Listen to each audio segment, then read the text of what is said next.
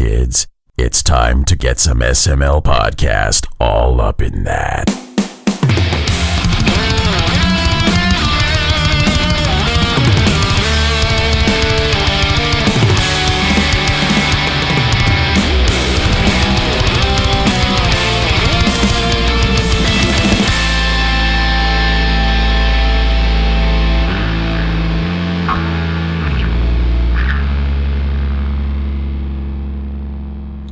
What's up, everybody? This is the SML podcast. I am your host, Joe. Joining as usual, Cole. How are you doing?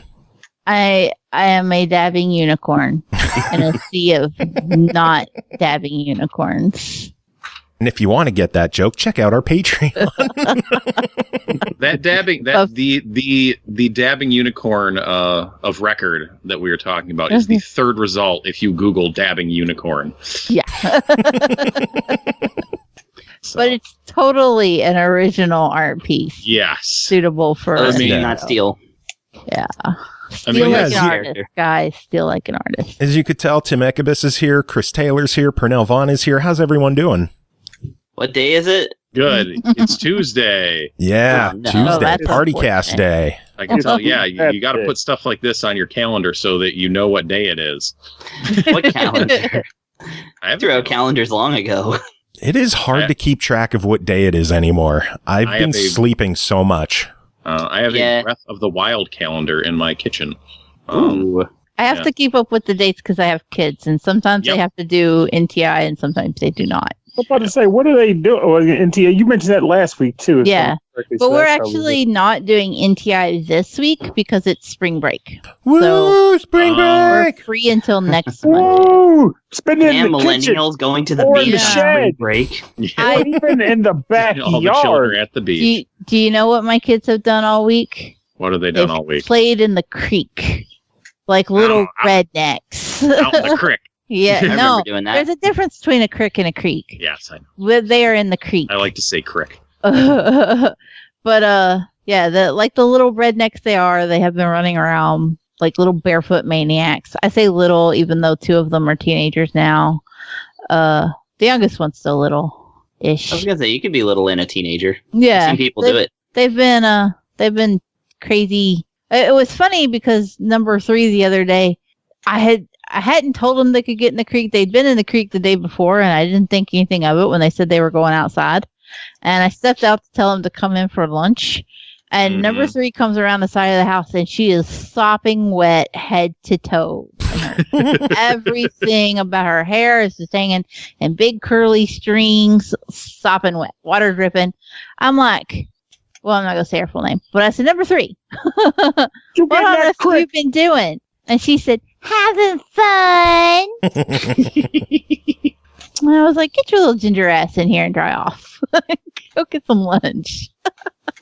So at least you could keep things exciting in your neck of the woods. What's everyone else been up to? Like, the excitement of my week was we went to Walmart to pick up some groceries, and they had Mountain Dew Frostbite. Which is a new flavor that's Walmart exclusive. So is it good? It's like a better voltage. It's like a blue raspberry, blueberry kind of flavor. I dig it. It's pretty good. Wait, what is this drink now? It's called Mountain Dew Frostbite. The first thing I thought of was like, it's so good, you'll cut off your foot. Okay, but what? You'll gnaw off your arm. Kind of frostbite. I don't know. I'm still about Supernova. It hasn't come back. That's enough for me to say, Mountain Dew, get your shit together. You're missing out on the real fruit flavor. Oh, I miss Supernova so much. That really was the best flavor. It really was. And then what was the one that won that time? Was it Voltage? Yeah, it was Voltage, and Voltage fucking sucks. Yeah, it does. Like, I'll drink it over nothing, but compared to what was competing against it, no, I didn't have a chance. The best thing it had going for that, it was blue. Mm-hmm. So, yes, Mountain Dew politics. Mountain Dew politics. They're the only politics I want to talk about. Yeah, it's better than real life politics because real life politics just makes me very angry. I hear that. I mean, admittedly, Mountain Dew politics can make me angry, but they make me thirsty too. So, in a sense, I win because I satisfy that thirst with sugary taste. What's not to love? I get angry about real politics. What am I satisfying that shit with? A fist to the wall? I ain't got time for that. Poor healthcare? I ain't got time for that. That's true. Just start swinging. That's all you can do. And then you can't complain on Facebook like everybody else. Share a meme. That's the discourse. Get the complaint like, you're not taking this seriously, Pernell. Just share a picture of a guy complaining to the screen about the potential candidates. Like, why wouldn't I do that? Laughing is all you can fucking do anymore. You gotta laugh at everything. And if you're not laughing, you're crying. I ain't got time for that shit. I got chuckling to do. Cole, I like that you're just sending me bad artwork on Facebook now. These are all from the today's art gallery. I'm sending you the ones I'm going to lose to. Oh my lord! You have to let that go. We're on to the show now. I can't. We're on to the show now. It's a different time. Advertisement for the Patreon bonus. Yes. Yeah. I'm just it was that good. We can't move past it. Patreon.com/the SML podcast. No give us a reviews, buck and listen to some dumb shit. Yeah, game reviews. There's a lot of game reviews. Should we just dive into things today, or did anyone have anything they wanted to talk about? Honestly, that's the weirdest thing about. I got a feeling there's not going to be a lot. Well, who knows? Maybe someone will have some exciting junk, but I am genuinely curious about how people are just rolling in general because, the world in my end is kind of stopped, but I still go to work every day. Like it's been an odd situation where I'm having trouble gauging what it's like for other people outside of my bubble. And I should probably clarify that a bit more. So if you read the news, you always hear stories about like some chucklehead having like a party of like 50 people in his house. And, you read about me. That was you! That was you son of a bitch! 50 people in my house, no one would be able to move. Yeah, like I hear all these stories like people doing crazy dumb shit. I am admittedly thankful that I have not noticed that around here. Even in the areas where I'd expect people to do dumb stuff, I haven't really been noticing it. I mean, at best, there are small things like the neighbor will occasionally have like a relative drive up in the car, maybe drop off some stuff or whatever, which isn't what you're supposed to do. But I'll admit it's like the one guy visiting his house, the only guy that ever visits his house versus, I don't know, a caravan of chuckleheads showing up. I don't know. Yeah. But like, have you guys noticed anything like that in your particular areas where like you just see like, man, that guy's clearly fucking this up? Not on. I mean, pretty much what I see is my street. So everyone on my street seems to be behaving. My child played with the children across the street by having a street between them and like running races on opposite ends of the street. It sucks because he's almost 5, but like he doesn't really understand everything that's going on, and he doesn't understand why he can't just go across the street and play with his friends up close. That sucks. He just thinks we're being mean, but they had fun yelling at each other and running back and forth, and that was nice. And then a huge storm rolled in. I saw those pictures on Facebook. Like what, a 20-minute difference between bright and sunny. Oh, it was 10. It was ridiculous. Like just watching it roll in, and then I was like, oh, there's lightning. Then there was thunder. Then I was like, oh, party's over. Go indoors. Huge downpour. Yeah, well, I mean, you could see it coming. It wasn't like a huge surprise. I mean, like I guess it would be 2 weeks ago at this point, which was the last time I was into my work for a full day, because we had to get everything ready. We had to like prepare a bunch of devices for kids to be able to take home. I work at a school, and one of the guys I work with, he's from another department, and he was just in. He came down to chat with us. He was just talking about how he had been out for St. Patrick's Day and going to bars the previous weekend, and we're all just like, you fucking idiot. Like, oh, Jesus. Like, it was literally just like, we like you, you're an okay guy, but this was fucking stupid. And I just left the room because I was going to share with him some Sweet Chin music. I was just like, are you fucking kidding me? You fucking... He's like, what? I'll be fine. I'm young. Whatever. I want to do what I want. I was like, you fucking, come on, man. And think about other people and not yourself, you selfish prick. It's not even just that. It's the fact that even if you were being, she was being selfish, but there's been enough time. The news is out there. It's your age has very little to do with it. It's like, Yeah. So, I mean, I guess it wasn't out there as much. Like, it was really... I mean, things have changed a lot in 2 weeks. And 2 weeks before that, it seemed like it wasn't going to be a concern at all, almost. Yeah. It's been a long month. So March that's has actually one of the sucked. things that we're dealing with because we had bought season passes to go to the amusement park this summer. Oh. And obviously now we can't use them. Mhm. And so we've been fighting for like 2 weeks to get them to refund them. And they're like, well, we don't know. It could be fine by the summer. I was like, my immune system's compromised. I can't take that risk. Yeah, we're not Bitch. going. Bitch, I want my $300 back. Yeah. And then I tried to call today and like they're like, our office is closed due to the coronavirus. I was like, but you fucking are. Mm-hmm. You don't Sons of want to hear it. bitches. Yeah, but going to the grocery store is awesome right now. I mean, there's dread. There's that inescapable sense of dread that but also like they've moved a bunch of displays to make it easy to move around. Nobody is there. Like, it's great. They had toilet paper today. Ooh. Yeah, it's the fancy. first time. You live first in the time- high life over the there. first my time- ass is gonna be clean tonight. Yeah, actually, no. I saw toilet paper yesterday. I had to run out and get something at a store closer to my house. The closer you get to the city of Buffalo, the better your chances of finding toilet paper because the crazy white suburbanites won't go close to Browntown. Oh, jeez. One way to Fucking- round town. It's Buffalo, man. But yeah, so I saw toilet paper. Yeah, it's just like, oh my God, there's nobody here. I just want it to always be like this in the store. Like, even after this is over, just like only let in like, 25 people at a time. Keep all the displays out of the way so there's lots of room to move. Like, it's just great. But I don't know. I guess eventually things will go back to normal. From Will an it, though? immunocompromised state, I just have to say that I appreciate that the rest of the world now has to live with the same bullshit I've been living with for the last 7 years. Yeah. I think But it's it gonna be is. I've mentioned it before. Like, my husband has to take like all these precautions because he does all our shopping and stuff. I haven't left the house in over a month.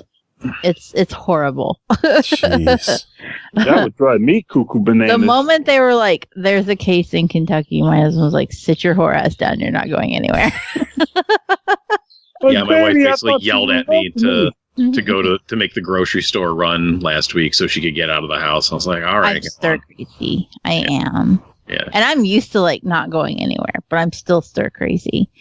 But like he has to go through all these stupid precautions. If we get something in the mail, he goes out and gets it. He wears gloves. He sanitizes it. Then he takes gloves off, throws them away, has to get another pair, bring it in the house. Like, he's all panicky over every little thing, even more so than usual.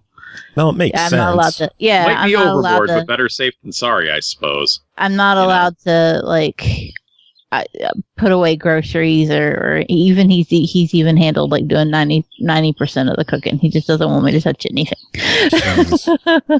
I'm in a bubble right now. Your Yes. Beers My Jam It's says they haven't seen another human being in 29 days. Boy. If something happens to me, he has to learn to like pay the electric bill, and that would be horrible. You hear that, root beer? You're going to have to learn to pay the electric bill. That's why you got to protect yourself. Root Beer did want us to address some rumors going around. Yeah. There's been some rumors for the Mario 35th anniversary that they're going to be re-releasing some Mario classics. Tim, have you heard about this news? Yes, I have heard about this. Yeah, the specific word. Well, okay. So one is that there's going to be a new Paper Mario this year, which Yay. checks out. There hasn't been a new Paper Mario in some time, and certainly not on the Switch. Two is that you're going to see finally Mario 3D World, previously released on the Wii U, which everyone has kind of been staring at and been like, why isn't this Wii U game been ported up to Switch yet? Yeah, seriously. Sounds like the rumors on that. 3D World 2 at this point. Just give me the new shit. Yeah, but it's nah.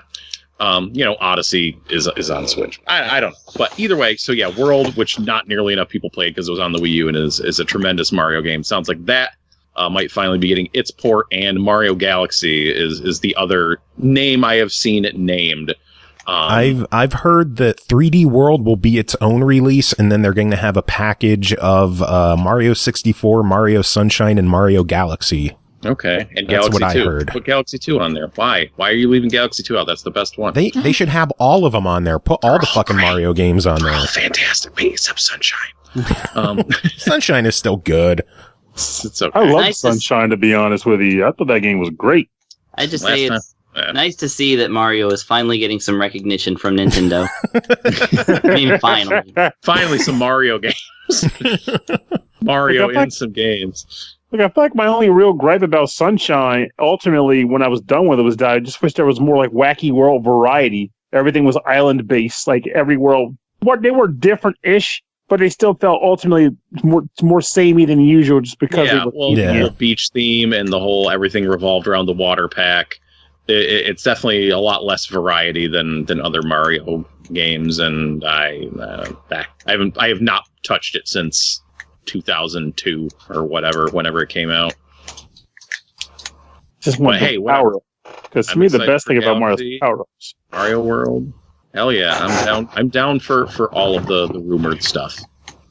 Yeah, it should be a good anniversary year for Mario. We'll see what happens. I'm excited to see if some of this stuff comes to fruition. Yeah. And one thing I was sucked though, like they ended up doing all this. Like, what did Sonic get for his anniversary when they did the movie? Was great, but I feel like that doesn't really count as like Sega's bit. That's like more like another company's like, hey, we want to do a movie about Sonic, but Sega didn't develop the movie. So I was like, what else did we get about when Sonic? We had Sonic Forces back then. Like, man, no one likes Sonic Forces. And his anniversaries were just terrible. Like, he never really got much good for that. But after this Mario one, when we look sideball on that character again and going in the near future, like, next one. Mario and Sonic at the 2020 Olympics. Huh. Yeah. Was that what Remember it was? Those? That's that was the game that came out last fall, and the Olympics that are now going to be next year. Hopefully it'll be next year. Maybe they'll re-release 2021 in a patch. Maybe just cross out the number. There you go. It was a cool game. It's fun to play with my kid. He really likes it. I heard a lot of good things about that weird retro mode they slapped in. Yeah, that was the 1960 or whatever. That was really cute. A really cute edition. I haven't played any of those games before, but it's fun. Sports mini game stuff. My kid can get down on that. The only thing that bothered me with the retro mode is that Mario was in 8-bit and Sonic was in 16-bit. Well, there's no 8-bit Sonic. Yes, there is. Okay, there is an 8-bit Sonic, but Game Gear and Master System, baby. Yep. He's like, I'm ready. They could have used 16-bit Mario. That's what I'm saying. They could have kept it. They could have kept it consistent across the whole retro theme of having it look 16-bit, I guess. I think they should have thrown in 32-bit Crash Bandicoot just to screw with people. Get Activision involved. Bunch of a dozen untextured polygons. He'd be there for the hammer throw event. Yeah. Pixelated ass-looking Game Gear Sonic on there. Yeah. That would be great. Moves too fast and you can't control him. Oh my god. The screen is a blur. Friggin' Game Gear. He moves and there's those little shadows that follow him. Oh my god. The LCD screen. Yeah, that would have been great. I had a Nomad I recently sold. Really? Yeah. Yeah, actually, you know who the previous owner of that Nomad was? Matt Pollard. Really? Yep. I bought it from him in the mid 2000s. I haven't heard his name in a long time. Yeah, I had a car adapter for it, so I actually had it in my car and I could just pull it out and play Genesis games. Well, I drove, so it didn't really come up very much, but I offered it to the passenger. Though there was one time after a MagFest where I was not driving because I was very tired, and after I woke up from a brief nap, I played some Streets of Rage 2 in my car. It's cool. Yeah. Nice. Anyway, we should probably get to reviews because there are a lot of them. Yeah. Mm-hmm. We got a lot to talk about tonight. Is everyone ready to dive into these? Sure. All right, because the first game to talk about tonight is called Persona 5 Royal, developed by P-Studio, published by Atlus, released March 31st on PS4 for $59.99. Don the Mask of Joker and join the Phantom Thieves of Hearts, break free from the chains of modern society and stage grand heists to infiltrate the minds of the corrupt and make them change their ways. Persona 5 Royal is packed with new characters, story depth, new locations to explore, and a new grappling hook mechanic for access to new areas. Tim, tell us about Persona 5 Royal. Did you say for $54.99? $59. The retail on? $59. I thought you said 54. Yeah. Okay, that would have been just weird if it was 54 because nothing ever is. Hey, Persona! Woo! Woo! Woo! Persona! Okay, so yeah, I love that. That's the whole review. That's the review. Persona. Fucking might as well. $59.99. What's your verdict? Yeah, Persona. Yeah, so I'm a long time fan of the Persona, well, and by extension the Mega 10 series. So I've played a lot of these and have a lot of history with it. So Persona 5 Royal, this is the updated version of Persona 5 in the line of like Persona 3 Fez or Persona 3 Portable or Persona 4 Golden. Yeah, that one. So it's like it's taking original Persona 5 and it is jamming a bunch of new stuff into it for sort of like a definitive edition. They do this a lot with those. There has been many, in the across the series where you just see updated re-releases like on the 3DS, on PS2, you'd see all kinds of just like small updates to games with more features and more stuff, and then they'd re-release it and make more money. So that's this. So if you're not familiar with the Persona games, well, as they are now. So Persona 5 came out a few years ago. It is a game where you play a Japanese high school student, and you get caught up in this whole wild world of going into another dimension where you become a phantom thief and you pull off elaborate heists with a 2-foot tall cat creature thing to change the hearts of shitty adults and make them confess their sins and try to make the world a better place, along with your hardy crew of friends. And when you go into said world, you summon demonic personas, which are all based on various mythologies and religions and legends from around the world. That describes a lot of the Mega 10 games, really. But yeah, that's the gist. And it's cool. Just Persona 5, generally speaking, is like the Persona skipped the PS. Well, it sort of skipped the PS3 generation. Persona 5 did come out on that, but this is only coming out on PS4. This is the, in my opinion, best looking, the most stylish, the best directed, best music, best battle system, gameplay, like mechanics. Of so it's a pretty okay game. Yes, it is a pretty better than okay game. The spot where I feel like it faltered was I didn't like the characters or the story as much as the past couple Persona games specifically. And some of the, I'll say as the previous two is P3 and P4. I didn't dig the cast as much. The story had some really good moments, like the first palace you go through, where you're taking down this dickhead volleyball coach, PE teacher in your high school who is like trying to like have sex with minors and like abusing his volleyball team and like pushes a girl to try to commit suicide. Real piece of shit, this guy. That is a hell of a story and a heck of a villain. But then they have to keep raising the stakes from there, and then at a certain point it just becomes, I don't know. It's just too easy to see things coming, I guess. It's a little more rote and predictable than some of the other stories have been. But that's fine. I still think it's a good story. I still like the characters, even if they, you know, don't hold up to the quality of the investigation team for Persona 4. Like, it's still good. That's just my beef with it, as a long-term fan of the series. So just like when you have an issue and it's still like, I still love it, it's just not as good. Yeah. Like that's yeah. Yes. Yeah. Let's barely be clear, a complaint. It is. Yeah. It's a criticism, not really. But yeah, it's still, I had a blast playing through the whole game. Like, I was never like, oh, this is a drag. I wish I was doing something else. It was just kind of like taking it back on the whole. I was like, this is where I feel like it was kind of weak. But yeah, just like the presentation of it, the music, like the way scenes transition from one to another is so cool. Just there was already a lot of variety and a lot of stuff to do in the base game as it was. They did so much with the mechanics, like in the dungeons, like in past games.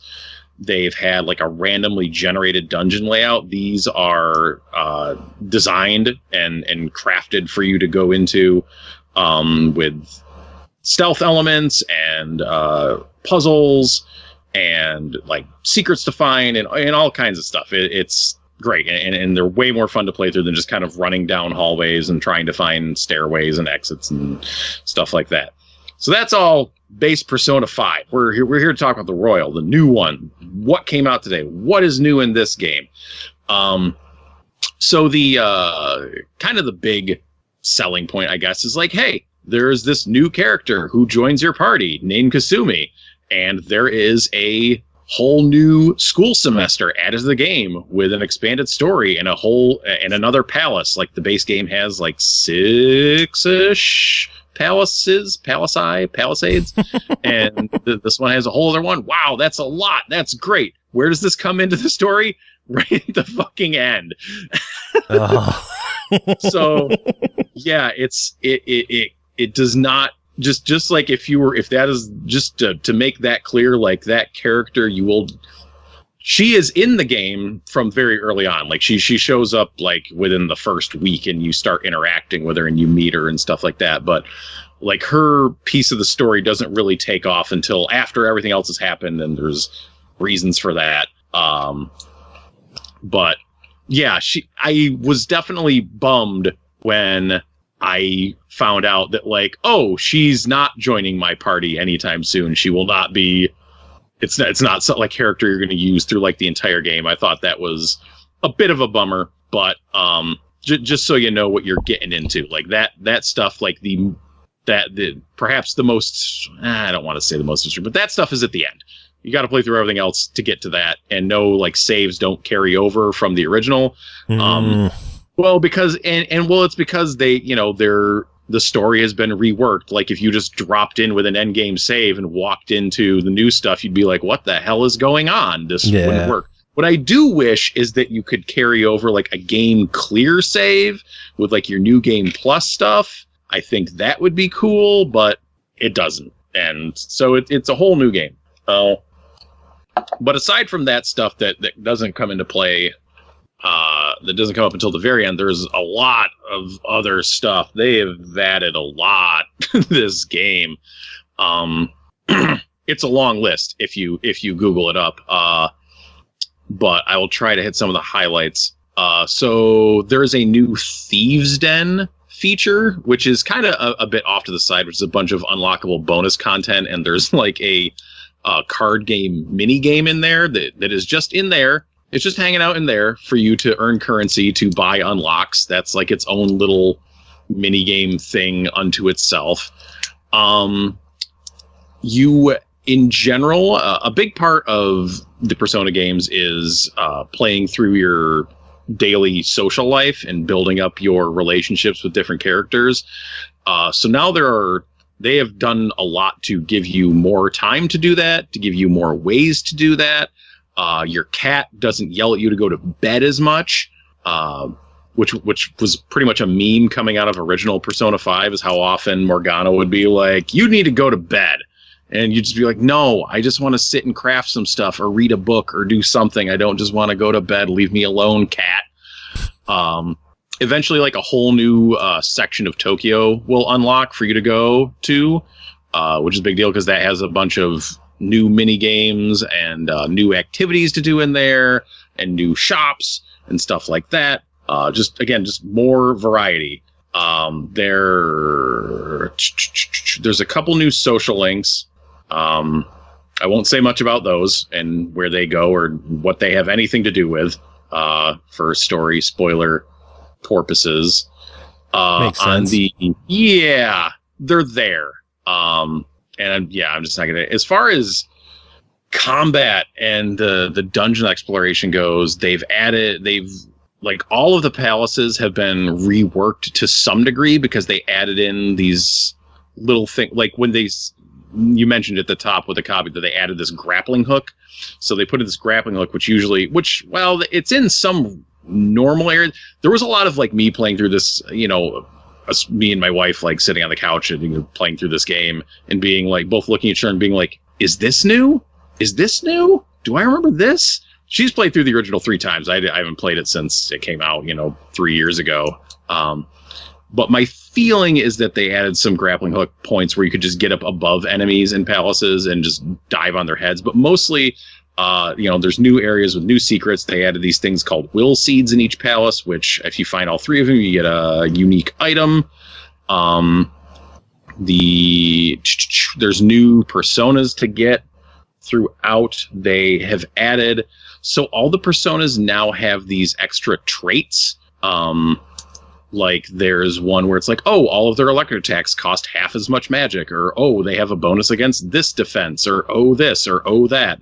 Not unlike how Pokemon have temperament, like that. So there's even more variety within the different personas you're collecting. They've expanded and changed things with Mementos, which is the randomized dungeon.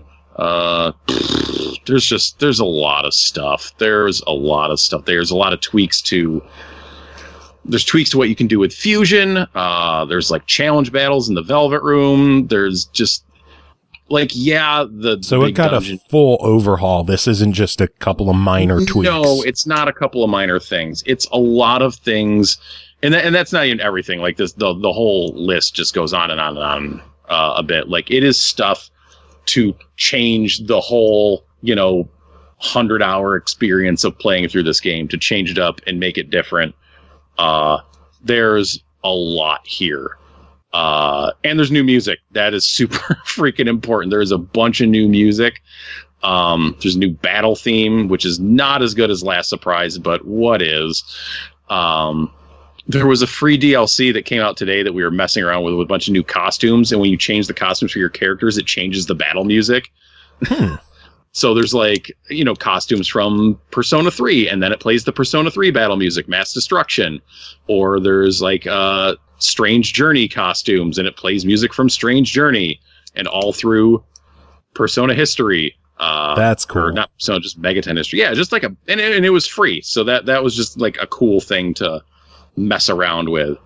Yeah, so notice it released with a lot of DLC. Yeah. There's a couple free DLC packs up there that's just costumes and more music and stuff like that, and it gives you a bunch of items. So that's just cool stuff, cool bonus stuff. But on the base level, this is a great 100-hour RPG in which you get out and do a lot of socialization. So this might be the perfect time to check out Persona 5.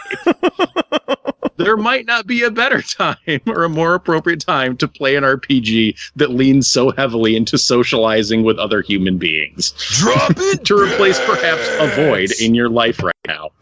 Or one being currently filled with animals. Yeah, one of the two. Why not both? Yeah. Thanks, Mr. Sinister, for the 30 biddies. Always a pleasure seeing biddies drop. Oh, man. So, as a returning player, is Persona 5 Royal worth looking into? And as a new player, which should you regular or Royal? No, you just go, if you're new, you should just go right into Royal. It just has more stuff to play around with. There's no... Original Persona 5 has become obsolete. There's just more stuff to play around with, more variety. It just makes the game better. Like, nothing about it makes it worse. that I do have one question. All right, what's your question? It's gonna be good. All right, I can't wait. Hush you. So, without spoiling it for those who haven't played the game yet, there's a certain character who comes up towards one of the final palaces of the game. Some stuff happens, and poof, gone. Does the added content do anything more with that person, or is it still kind of done? Who are you talking about? Just say who are they? The game's been out for 4 years. Oh, I guess you got a point. So, Catchy. Oh, Catchy, Goro Catchy? Yeah, there's more with him. Is it more in a sense where it's like, hey, expand on the character and like his interactions? It's just like you can fight with him longer. They have overhauled his social link route, and he has an integral part in the the new stuff at the tail end in the new semester. Oh, good. So, yeah. I'm going to make it worth it by itself. He's kind of a shit whistle. I enjoyed beating the shit out of that guy. Oh, he was shit. I don't think there's a person out there. Yeah. So, no, there is more with Goro Catchy. Yeah. That's who I thought you were talking about, but yeah. Yep, more with him. Cool. So overall, $60 on Persona 5 Royal. What are you thinking? Yeah, I think you should buy it. I mean, I think Persona, returning Persona fans will know where they stand on whether they're ready to play through this game again or whether they want to play through this game again. And new people should certainly, like, Persona 5 is the best one to jump into. It's like the least grindy of any of the I think any of the Mega 10 games. I think yeah, it's a great value. It's a nice long game. It's a ton of fun. I love it. It's awesome. Totally worth it. My copy is coming from Target next week. It should be here. I rolled up to, even though we got the review code, I had to roll up to Best Buy to get my Phantom Thieves edition with all the stuff, because that's what I do for every Persona game. Nice. All right. Well, next game to talk about is called Disaster Report 4 Summer Memories, developed by Granzella, published by NIS America. It's releasing April 7th on Switch, PS4, and PC for $59.99. The world you know is gone in the shadow of a massive earthquake. You must brave a destroyed city where your choices will determine who survives. Pernell, tell us about Disaster Report 4. So, Disaster Report 4 has you playing as, until you play into the game proper, they're just kind of an unidentified, just random random blank slate character. Be a boy or a man or a woman, you choose, and then you kind of give them a light customization job. And they are just kind of set loose on this city where, while one day riding on the bus going to, you choose where they're going as well, disaster strikes, an earthquake occurs, and everything immediately goes to shit. And it's interesting because even though this is a game that follows a structured narrative, so to speak, you still kind of get this sense of like you're trying to accomplish things, you're trying to do stuff, because the game gives you a whopping load of like dialogue choices in a sense. So essentially it feels like you're a character trying to survive this disastrous day in Tokyo by way of the choices you made and the interactions you make. So as it is, we're still talking about Persona. We kind of are. I wish you could summon demons in this game. That'd be freaking awesome. So what ends up happening is that it's almost like what ends up happening as far as the game goes, that it goes from set piece to set piece, where you're in a certain area of the city, and there will be people in the area that you can kind of interact with.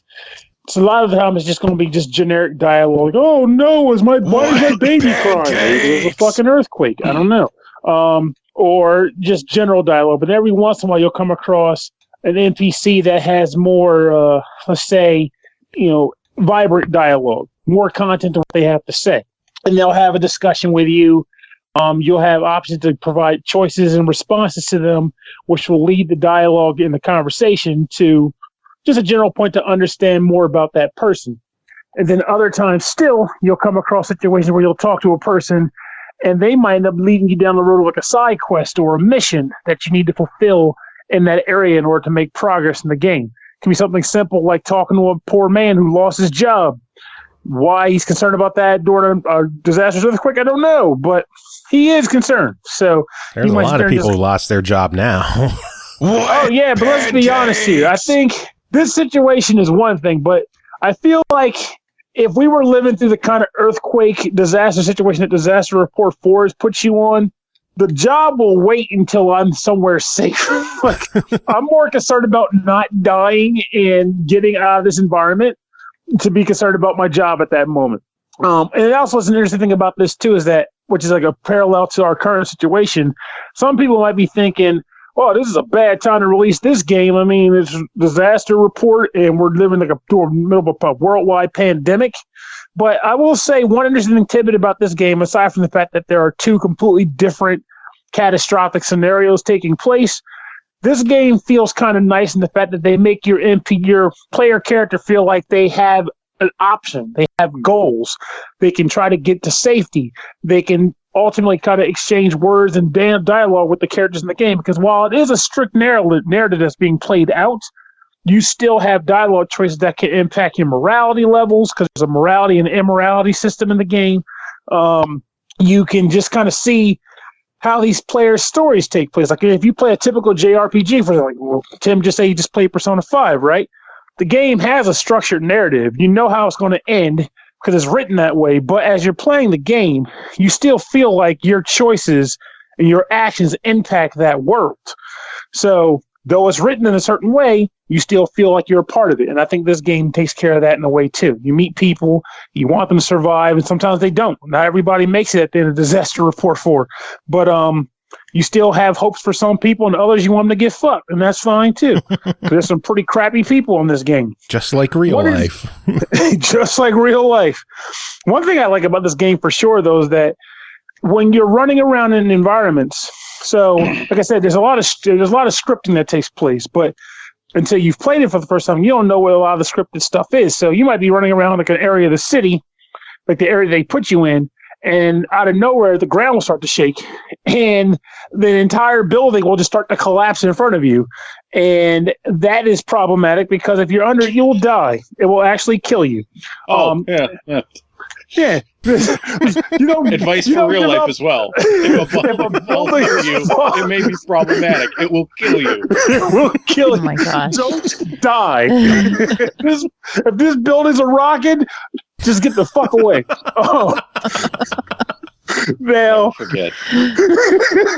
Now, if you're not beneath the actual rubble and the building is collapsing, you still want to actually, pretty much push like the duck button of sorts, which allows you to kind of go low to the ground, get low to the ground, resulting in you not, being tossed to the ground from the vibration of the earth, thereby taking health damage and also attributing stress to your character.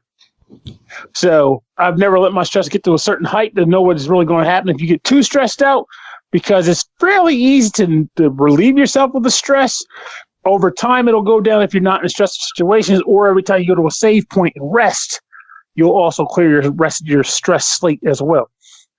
There's a hunger meter and a thirst meter, as well as a need to relieve yourself when the time comes. Again, is there a poop button?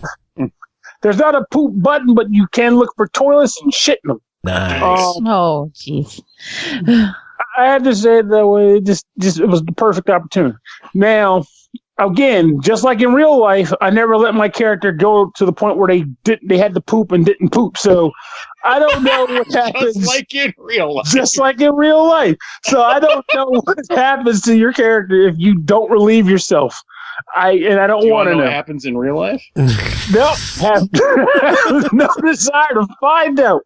Heavens no. There's a game you should look up called Don't Shit Your Pants. It's by the people who, believe it or not, it's by the people who made Rogue Legacy. What? I remember that one. It's called Don't Shit Your Pants. It's amazing. Oh, Christ on a bike. It's like Pretty a character much. like drinks laxative and is like, well, now I got to run this obstacle course and get to the toilet. It's an adventure game. It's a text adventure game, pretty much. There was an old-ass Xbox arcade game. Remember when they had Xbox arcade with the indies? Mm-hmm. Like, way back in the day before indies were good. Hey! They had one that was called Try Not to Fart. It was about being on a date, and you had to do like different like button combinations and like different input things. It wasn't good, but it was 10 out of 10 on concept. Oh my lord! Don't shit your pants. Don't fart your butt. Yeah. Don't fart your butt. Don't fart your butt.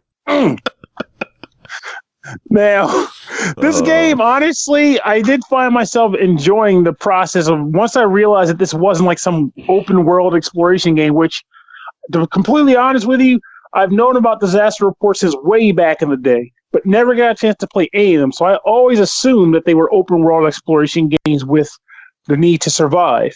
I came to learn that this is not what they are, but once I came to accept that, I was okay with it for this game. However, there are a few things worth noting for people who are listening to this for the review content, and knowing what could be bad about that might deter me from making the buy. And there are two things I came across particularly. One, this game was originally intended to be built for the PS3, and it shows on here. So graphically, it does look like a PS3 game, possibly a little earlier than that. Doesn't mean it's bad looking, but it's worth noting because you might get that person that's like, this doesn't look like it's on the Switch or the PS4.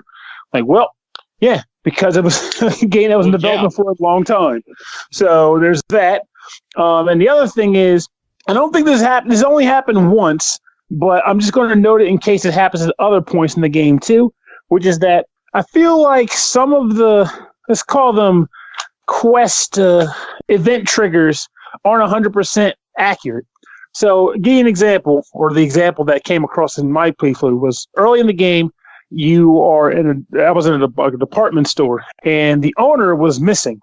So I went through a series of prompts and item searching to find this woman. She was trapped, and I rescued her. And when I rescued her, the game went out of its way to have her thank me and say, "Oh, by the way, you're welcome to take anything from the store you want as a thank you for helping me out." So I was like, "Oh, cool." And there were a few mannequins lying around the store that you say, "Hey, I want to wear that outfit." So you can take the outfit off the mannequin, go into the storeroom and change your clothes. By the way, you can change your clothes during the game. So I'm like, just like in real life. Poop your pants, pee on the now, the thing about it was like I changed my clothes thinking, okay, I'm allowed to do this. She gave me the okay. But as I started to leave the store, I went to a cutscene where she said, "Are you wearing those clothes? Those are my clothes. Did you steal those?" I'm like, what? I'm like looking for the dialogue option. It says, "You said I could have this shit." There was no such option. So she stripped me of the clothes and made me leave the store in my normal garb. I'm like, what the heck happened? And then when I went to talk to her again after that happened, she says, "Thank you for helping me again." I'm like, okay, so can I not have free clothes? Because I don't like wearing high heel shoes in the middle of this really crappy situation. But those two things were the only real issues I had. Aside from that, it was interesting to play through the narrative and see how the story played out for all the characters, and also just to see what situations I would come across next during the experience, and having to kind of harrowingly get through them and help people through them. So I feel like this could go one of two ways. If you are a fan of, let's call them niche titles, because that's what they're called, like Deadly Premonition, for example, that's a key one over the years that people have known as popular in that regard. If you're a fan of stuff like that, I think this game has a similar appeal to it, where the concept is good. It has some primitive undertakings as far as like how it works, but at its core, it is still a solid title that is fun to play through. In that regard, I think it is a buy if you're a collector to go get the physical edition. I heard rumors of there's one that's going to be coming out in some way. If anything, NIS has one, I'm sure, on their site. I'm sure they do. They got to. I'm sure they have some kind of ridiculous collector's edition. I'm going to look it up. You get an actual raft. Probably relatively cheap, too. I bet it's like $54.99. Comes with a raft. Well, the game's $59.99, so I don't think a collector's edition is going to be $54.99. I don't know. NIS is weird like that. They do that. I've seen them do the occasion where it's like if you buy it from the store, it's retail price, and it comes in a nice box with a hat. But other times it'll be like $75 or so. The box has a hat on it, not the actual. Shoot, I'd buy that. The box had a hat. I need more stylish jeans on my shelf. For real, though. A hat for the box. Yes, specifically. It comes with a new hat. I want it. I just need it. If you comes with a novelty emergency backpack. Really? Yeah. Nice. It's $90. That's actually pretty appropriate too, stock because in the meter, game 0 itself, to 5% left. Oh, not many. He's just selling through, or none. And it's pretty cool they do the back, because it's appropriate to the game, because you do get a storage compartment in the form of a backpack. And as you play the game, you'll find other bags that you can swap out, and those bags give you more storage space than your previous bag did. So it's kind of, I can see that's a pretty thematic thing. I like that. Now, with that said, though, if you're the type that needs your games to be, top of the pops, highest frame rate per second, because this game gets a little slowy sometimes. Again, PS3, so it gets a little slow in the belly, man. If you need your game to be running at peak performance, I would say this might be good holding off on, or maybe trying on the PS4 Pro, because I played it on the Switch, so maybe the PS4 version doesn't have the same problems that this one had. But all in all, I think it's a good experience to play through. There's not too many games you can play where the premise is survive an actual, natural disaster. Usually you're creating the natural disasters. No. But in this one, you're actually surviving it, which is kind of cool. Well, then $60 your verdict? I believe it is a solid try it. Otherwise, wait for a discount. But either way, I think it's worth going and giving it a shot. It's got a cool premise that we don't see very often, and I enjoyed my time with it.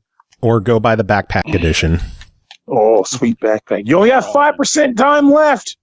Get or in it. 0. It might be gone already. I don't know. That is true. No, they will actually mark it out if it's gone. Yeah, I figured they would. They were pretty good about that. Trust me, I know. This episode comes in another couple of days from now. They could sell through by now. By the time this is over. My first experience with their shop was trying to buy the longest 5 minutes special edition, and yeah, they definitely mean it when it's gone. They really update it and say it's gone. Yeah. Was it truly the longest 5 minutes as you hope to get a copy? Yeah. I ended up going on eBay and paying the longest $100.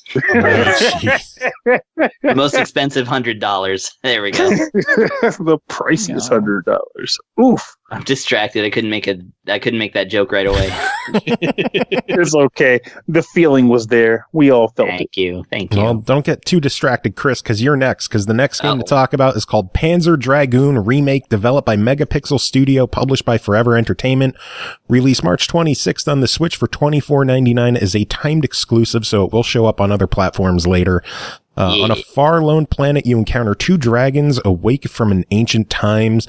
Armed with a deadly gun from the past and the guidance of your armored blue dragon, you must fulfill your destiny and keep the prototype dragon from reaching the tower or die trying. Chris, tell us about Panzer Dragoon Remake. I died trying. What? I was saying I've also played this. Oh. I bought it with money. Oh. Like a sucker. I was about, Aren't anyways. you fancy? I know. Yeah. Fancy man with money. Look at me. Never mind. Okay. Anyways. Panzer Dragoon. So I was very, very happy to get this one because I actually had played it back in its original release, which was 1995, I believe. And trust me, when you're 13 in 1995 and you get to play a shooter with a 3D shooter with a dragon, it was magnificent. Was fire. Yeah, and it was fresh at the time. That was a Saturn game. There was not a lot of polygonal games in the world. Yeah, and I did not have a Saturn. It was my cousin's. So we kind of each one of us had a different thing than the other person because our moms coordinated because we were always hanging out. So it was actually a pretty good plan, but it meant that I didn't get to grow up owning Chrono Trigger, for instance. He got it, so there was no reason for me to get it, What'd you get instead of the Saturn? What did we get? I think we were the first Philips ones with CDI. Yes. I don't remember. Right. I honestly don't. All right. Maybe it was a 32X. Who knows? That's I know we got one. Oof. We got one, but on clearance. It was like $20, and the games were $1 each. It was not bad. Yeah, that's about what they were worth. That's still what they're worth. But Panzer Dragoon, yes, a game I fell in love with, but did not get to play around enough with to actually get good. So I actually, as the first time I played this game, I streamed the entire experience, wherein I played through the entire game on easy mode. I'm not that good. And and Joe and company were in attendance. It was really nice.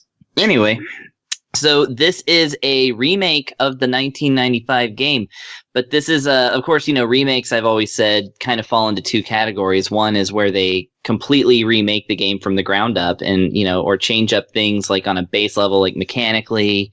And then some are where it's the exact game that you remember playing, but with a bit of polish. So like, Final Fantasy VII Remake versus Final Fantasy VII on the Switch. Well, this is like Final Fantasy VII on the Switch.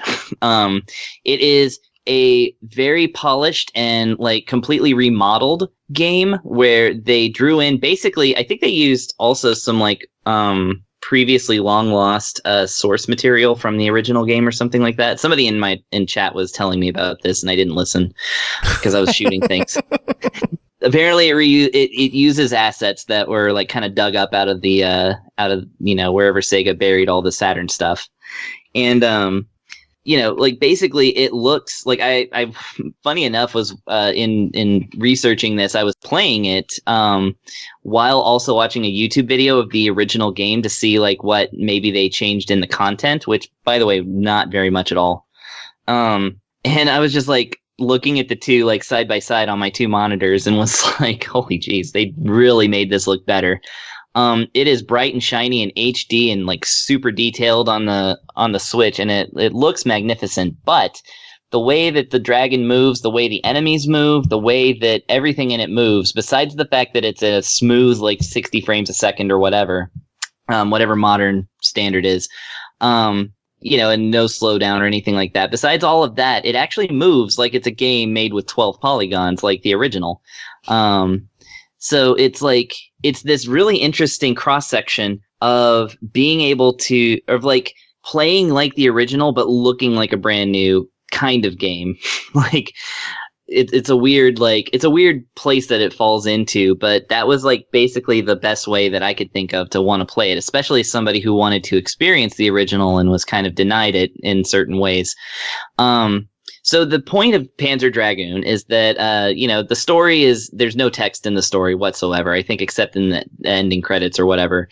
And like a little bit in the intro. It's mostly told through like the CG vignettes that back in 1995 would completely blow your mind.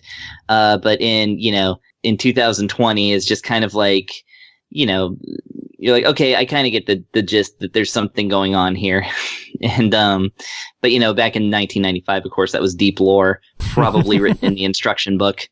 But yeah, you're basically a guy who flies a dragon. You got a gun. The dragon's got breath. And the whole thing plays from a behind the ship, quote unquote, rail shooter, a lot like Star Fox, and its ilk. So that's basically what you're looking at. You have a standard shot that, pew pew pews, with a reticule to aim it. And if you hold down the button, then the reticule will spin around. And when it's like spinning pretty fast, then it will start to auto target enemies. And, it'll auto target up to, it seemed like it was something like 8. And, once you have, something, auto targeted and then you release the button, it will send a missile-esque like shot towards that enemy and do like a little bit of damage. Yeah, it's a laser. Okay. Dragons breed lasers. Yes. But yeah, so you basically go through these stages that are, everything from like a sprawling, like oceanic, like thing with like ruins and one of the most fantastic songs, I think, in video game music, which is, I think it's called Soaring. And by the way, an aside on the music, I actually attributed the soundtrack to Saori Kobayashi, she's the composer of Panzer Dragoon Saga and Orta, and she currently is like remastering and remixing like the soundtracks to the previous two games, to Panzer Dragoon and Panzer Dragoon Zwei, but she's not the original composer of Panzer Dragoon. That is Yoshitaka Azuma. So apologies to this guy who has no credits in the last 20 years. And only has 5 games to his credit that I could find. He is the person, or well, I assume that's a male name. But yeah, the Yoshitaka Azuma is the actual composer of Panzer Dragoon. Anyway, So you go through about 6 stages of this, and like I said, each one has like a totally different like type of background. They have different enemies, different experiences. One has you fighting giant sandworms that like pop in and out of the ground, and like you have to like take them down. You fight battleships, entire like fleets of enemies, and of course the prototype dragon who keeps appearing as kind of the Star Wolf to our dragon Star Fox. And yeah, like the other like kind of situation going on with it is like not only can you look straight forward and like aim and stuff, the game has you rotating the camera to an exact angle. That is to say, when you push one of the shoulder buttons, you will look to your right, and then the right is now your field of vision, and then you control the reticule from there. Or you can look behind you directly or to the left. And as you fight enemies, they're constantly like moving around your dragon. So it's not like a smooth thing where you just like use the right stick or something to like, look around a 360 view. Like you actually do have to switch between these planes of view. And that adds a nice challenge to it as well. Took a lot to get used to, but then, that's from the original game. And, eventually I got it to where I could, actually function this way. But what this game has added versus the Saturn port is actually a new modern control scheme that does utilize the right stick. But in kind of a different way. So there's now a new setting where basically the left stick controls the dragon's movement, so you can dodge things like enemies and enemy fire and things like that. But the right stick controls just the reticule. So you can now like fly over to the upper left of the screen and aim in the lower right or the lower left or, something like that. Gives you a whole new range of movement. But at the same time, it's really hard to get used to if you've gotten, used to the classic control scheme. And, but, it does bring it a little more in line with the modern games, but not without remaking the whole game. It just gives you a little more dimension to the control, which is nice. Let me tell you, I thought it was fucking unplayable with the modern controls. I hate Same. I could not wrap my head around it. I was like, what the? And the thing is, like, because like I fired it up and I didn't get to actually, like, I watched the intro cutscene, I set my options, but I didn't actually get to play for one reason or other. So I started playing and I'm like, why does the game play like this? I don't remember it being like this. And then I was like, oh, wait, what was that? What was that thing in the options? And then I was like, hey, I turned that off and I was like, oh God, okay, that whole woof. And another thing is that because this is a rail shooter, like there's going to be like it very thankfully has the option to invert the y-axis or not. Some people, like Joe mentioned in my chat, that like when it comes to rail shooters, he's usually an inverted y-axis pro like myself. Yeah. But in fact, with on-rail stuff and with using a reticule, I can't do inverted. It just feels weird for me. Yeah. Whereas I couldn't get through level 1 without it inverted, and once I inverted it, I was like, okay, this still feels fine. And yeah, with the modern controls, I couldn't make head nor tail of it either. But I at least acknowledge where it is useful for people who want to learn how to do that. And of course, both are optional, so that's excellent. And again, I beat the whole game with the classic control scheme and Y inverted, so that's there's something for everybody in there. And then I got actually some taking it back to Saori Kobayashi. Sorry, I'm bad at pronouncing names. Welcome to my life. Okay, they're in Japanese. I still no excuse. Yeah. I've heard her name many times. Fair enough. So speaking of her, there is going to later apparently be an update to the game where they're going to add in her remixed version of the soundtrack. I think as an optional alternative to the original. I hope, because I love the original. Again, the first stage theme is one of my favorite pieces of video game music, and I'm a fan of the genre. But anyways, but yeah, ultimately, do you need to say that, really? Do I need to say that? Yeah, I might as well, right? Believe it or not, I actually like to listen to music from video games. What? Shocker. That blows my mind. Yeah, so, as the only, I really don't have any complaints about this remake. I mean, it's everything the original game was with, like, the modern accoutrement, if you will. Accoutrement. Yeah. Accoutrement. Thank you. I was bluffing on how to pronounce that. I knew it was French. and it's got some new options for new players, old options for old players, and the only thing about it, and this is the same for literally every like shooter and rail shooter and everything like that. It's a little short, but it's also not a $60 game, so that's not going to detract. It's got enough levels. Tim, what did you think? No, I really liked it too. I think it's a really good looking remake of the game. It looks really nice. And I won't say like a 100% modern, like 2020 game, but it looks really nice and sharp. It's a good graphical upgrade. It plays well.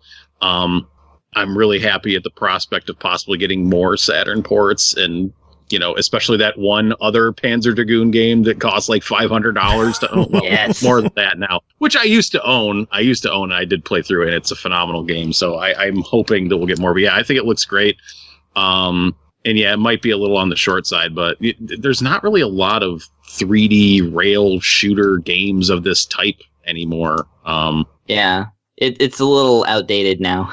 But I think it's a cool genre. I wish there was more of them. Like, freaking Nintendo won't make a damn normal Star Fox. I know, right? All right, well, Chris, $25. What do you think of Panzer Dragoon Remake? Yeah, totally worth it. Buy it to support the fact that they're, I think, planning on coming out with Zwei and Saga. Like, somebody, again, in my chat that knows a lot more than I do was insistent that they have to think that's where it's headed. It has to be, yeah. I'm pretty sure Zwei's already in the works. I don't know if Saga is or not, but oh my god, I hope Saga is. Hopefully. And then if you have an Xbox One, you could play Panzer Dragoon Orta on the Xbox One. Yeah, in 4K. Or if you have an old, on Game Pass. If you have an old ass Xbox, hook that up with your CRT and I'd rather play 4K on the Xbox One. Okay, fine. It was in the 360 too, wasn't it? Yeah. That's where I'm playing it, man. Well, you could play it on any of them, so. All right, next game to talk about is called Sin Slayers, developed by Goonswarm, published by Black Tower Games, released March 26th on the Switch for $19.99. RPG with roguelike elements set in a dark fantasy world where your choices determine how challenging the fights and enemies will be. Tim, tell us about Sin Slayers. Sin Slayers. Yeah, you said the name, and I was like, oh shit, that's me. I'm like putting out my proverbial cigarette over here, like, oh fuck, right, I gotta do work. Yeah, Sin Slayers. So, this is actually a pretty cool game. I know some people kind of like might recoil from like the term like roguelike. Everything is a roguelike these days. And I was like, oh god, not another one. It's not, it's really like very minimal in my estimation in this game. It's more of just like a straight RPG dungeon crawler. It just happens that the dungeons you go into are just randomly generated. Like, as far as I can tell, that is what, when they say roguelike, that's what they mean. It's not like when you die, you don't drop all your shit on the spot, or whatever, have to go back to nothing. Like, you just go back to, kind of your hub, and you keep all your items and all your stuff, and then you just move forward. So yeah, the game has a, like, it's sprite-based artwork. It has kind of like a turn of the 16-bit era graphical quality to it. So think like Suikoden level of like sprites, which I think just like a little better than what you saw on SNES, but what you did not see much of on PS1 because polygons had to be everything. Yeah. Yeah. So that's what it evoked for me, like your party characters and your monsters. That's what I felt like they looked like. So you have this party of 3 characters who stumble into this old church, and the dude who runs the church is like, "Hey, great, you're here," and they're like, "What?" And he's like, "Yeah, you're gonna help me out with this problem with these demons that are haunting the land." I don't know what demons do. Terrorize. They don't really haunt. They're not ghosts. They're not spooky per se. So yeah, you guys are here, so you guys are going to take care of this demon problem for me. And they're like, "We are?" And he's like, "You are." And they're like, "Okay." So you set out initially with a party of 3 characters. You start out with like a warrior, an archer, and a cleric. And you go on to these random dungeons and you explore them, and There's a lot of combat. There's a decent amount of combat there. As you explore, like you only see squares you have not explored will be blacked out in like a fog of war sort of thing. So you actually have to step onto the square in order to see what is there. So you can't see a monster even if you're standing right next to it. Which is kind of annoying. I feel like it would be nice if you could see what was right next to you, but you can't. There's monsters, there's traps, there will be treasure chests around, there will be events where like there's this whole system in this game. The game Sin Slayers has this eponymous sin system where it's like, oh, you found some bags lying by the road. If you open up these bags, you will gain sin points, and if you leave them alone, you will lose sin points, because just doing a good act means that you're being not sinful and thus doing a good job. Just doing the normal person thing is a good act in this game. So you know there will be like, oh, do you want to like crack open this tomb here or search this body?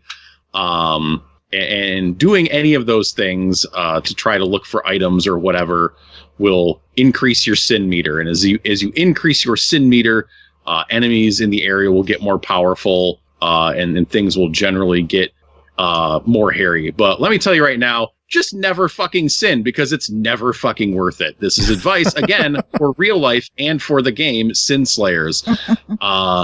Because, man, I didn't get shit.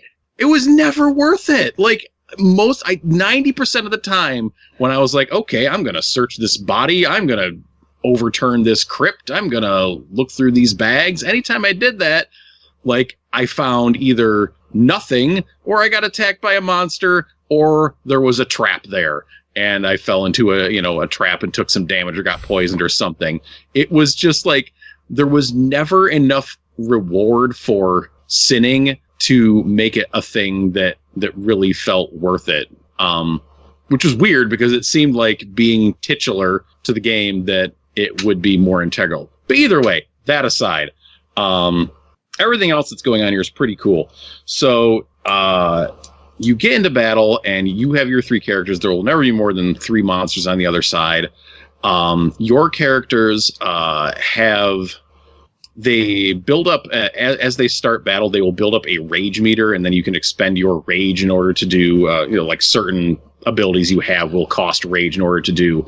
The tactics of how your characters are positioned matters, because if you are attacking an enemy that is straight across from your character, you will do 100% damage or have 100% chance to hit. And if they're like lower, like if you have your archer, say, on the top level of your party, and you're trying to target the monster that is 2 levels down, 2 planes down, you will suffer a penalty to that. So that's something you have to take into consideration. Monsters have weaknesses and strengths. You need to take into consideration. Status effects, all that good RPG crap. Your characters have, for their life, they have armor. Armor is affected by the equipment you're wearing, and then they have their actual health meter. So when you get into a fight, your armor meter will be the first thing that takes damage, and then like your actual health will take damage. Your armor regenerates after every fight. Your health does not, which makes it a good thing that you get a healer right off the bat, because boy was she in my party all the damn time. I did not get someone with substantial enough healing capabilities to outright replace her, which is kind of bad. I wish there was like some more healing options, but it was just like, man, if I wanted to get through these areas, I needed her there to keep people healthy. There is no healing outside of battle with items or abilities or otherwise, so it is important to keep your characters healthy in battle. Well, there will be, what are they called? Fountains? You can find fountains in the area that will restore your health. That is the only way. You can't just like, oh, I'm just going to swig some health potions after this battle. No, not happening. Each map will have a boss character that you need to find and defeat in order to clear that level and then move on to the next one. Most of the areas are broken down into 2 levels. One will have like a sub-boss, and the second one will have one of the sins in it, one of the 7 deadly sins given corporeal form. Yes, but the whole idea is go through, defeat the mid-boss, then do the next stage, and then defeat one of the sins. And as you defeat the sins, there's these little flames back in your hub. Your hub is the old church. Those will be extinguished until you have defeated them all and saved the day. Good job. At the church, you can pick up side quests, so you start out with 3 characters in this game, but there's like 15 or so total that I think you will recruit. And some you will find out in levels by doing certain things. Some will just drop in at certain points of the story. Some will show up and have side quests that you need to accomplish in order to join you.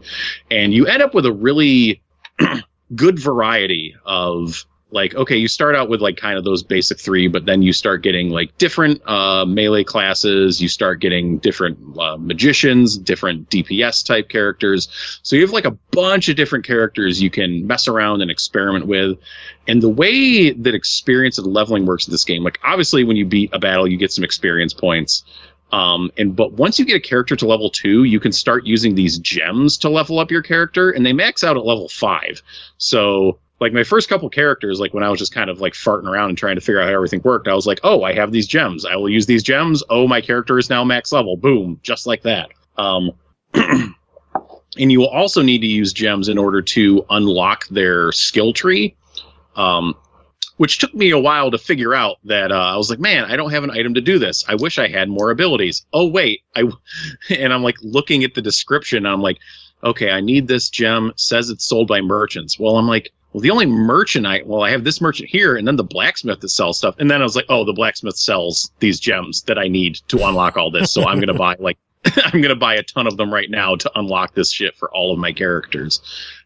So don't be like me. Look at your blacksmith's inventory, kids. So yeah, you have a bunch of different characters to choose from. Each characters, as you unlock their different ability levels, will have different, like, either passive or active, selectable battle commands to choose from. So you can pick like one out of like 2 or 3. So you have different strategies you can implement. And at the end of the day, you just have like a bunch of different like cool RPG systems to engage with. I mean, it's a pretty, in context, it's pretty straightforward, like dungeon crawler sort of deal, but there's so much to deal with and think about and play with in terms of like how your characters are built and like the different enemy compositions. And, characters will sometimes have, you'll run into an enemy on the map and it will show you like what the enemy party looks like. And some characters have an option, like your archer that you get right off the bat has a ability with a cooldown where you can just run away from the battle. Like if you run to a battle and you think your odds are shit, you can just run away. There is a character that will stun them. There is a character that will just do straight damage. There is a character who will, if you step on a trap while traversing the map, he will take all the damage for your party. So there's just like lots of like things to like think about and play around with. And despite the fact that like, I don't know, the battles can go on, there is options to, speed up the battle animations, which you will want to turn up all the way immediately to get through these battles. Not that there's tedious, there's just a lot of them, and like you're not really missing out on anything by making the animations go faster. So there's just like a lot to mess with. In terms of my beefs, there is, and I kind of touched on a couple things, like, yeah, the sin system just seems dumb. Like the game seems too preoccupied with being like, haha, sucker, you thought you were going to get something out of this. Instead, you're in a fight, or you got nothing, or you got poisoned. And just like, man, come on, like, give me some good shit once to like make me want to sin. Like, tempt me, daddy. There's quite a bit. The game has tutorials, but like I mentioned, there are some things that kind of go unexplained that you end up having to figure out yourself, for better or worse. I do, as a fan of the Souls games, I do love trying to figure that stuff out. But man, do I wish I'd realized that, like, oh, the gems are just right there with the blacksmith. If they just said, like, oh, you need like if someone had just pointed at me, maybe there was one and I just missed it or forgot about it and all the details. It's like, oh, damn it, I wish I'd known that. And this is a port of a PC game, and the UI, it's fine on a controller, but definitely like when you're going through the menus, it can get a little fumbly bumbly. Like the icons for the different tabs are allotted vertically, but you still hit L and R to go through them, which is just like a mind thing for me. But then it's like you have to just like sometimes like trying to select things like you clearly it's adapted from a system where you use a cursor to click on an object and then look at its stuff, or like the inventory, you clearly, you drag and drop things in. Also, like, I don't know why it's unclear sometimes why some characters can equip one thing but not another. Like, I have this hat sitting in my inventory with bonuses to healing that I can't put on my healer, and I'm just like, who can wear this? Nobody I have can wear this. Who is this hat for? I don't know. Nobody can wear it. I don't know. Maybe it can go on the head upon the head of someone who doesn't do healing, which is not very useful, is it? Yeah, you pick up a bunch of loot for crafting or selling as you may. Yeah, I had a lot of fun with it. This is it is billed as the enhanced edition. They have added, among other things, there is a fourth act to the game, which they make available pretty quickly. I'm assuming the Northerner character, who is kind of like a Viking, he shows up like almost right away. Like, big crack appears in the wall of the old church with this Viking dude, and he's like, "Hey, can you help me with this shit?" And you're like, "Yeah, we'll get to it eventually, maybe, I guess." Dude who just came through the wall through a portal. So that's a new area. There's only one boss to that area. You can go to it right off the bat. I would not recommend that. Even after I had cleared out several other areas and defeated several sins, I was getting straight whomped when I was like, oh, I should probably look at this for the review. Yeah, the monsters in there were just kicking my ass. So yeah, you can go there first, but maybe don't. To do other stuff first. Yeah, but I was pleasantly surprised. It was a pretty fun. It had some pretty cool stuff going on in this Sin Slayers.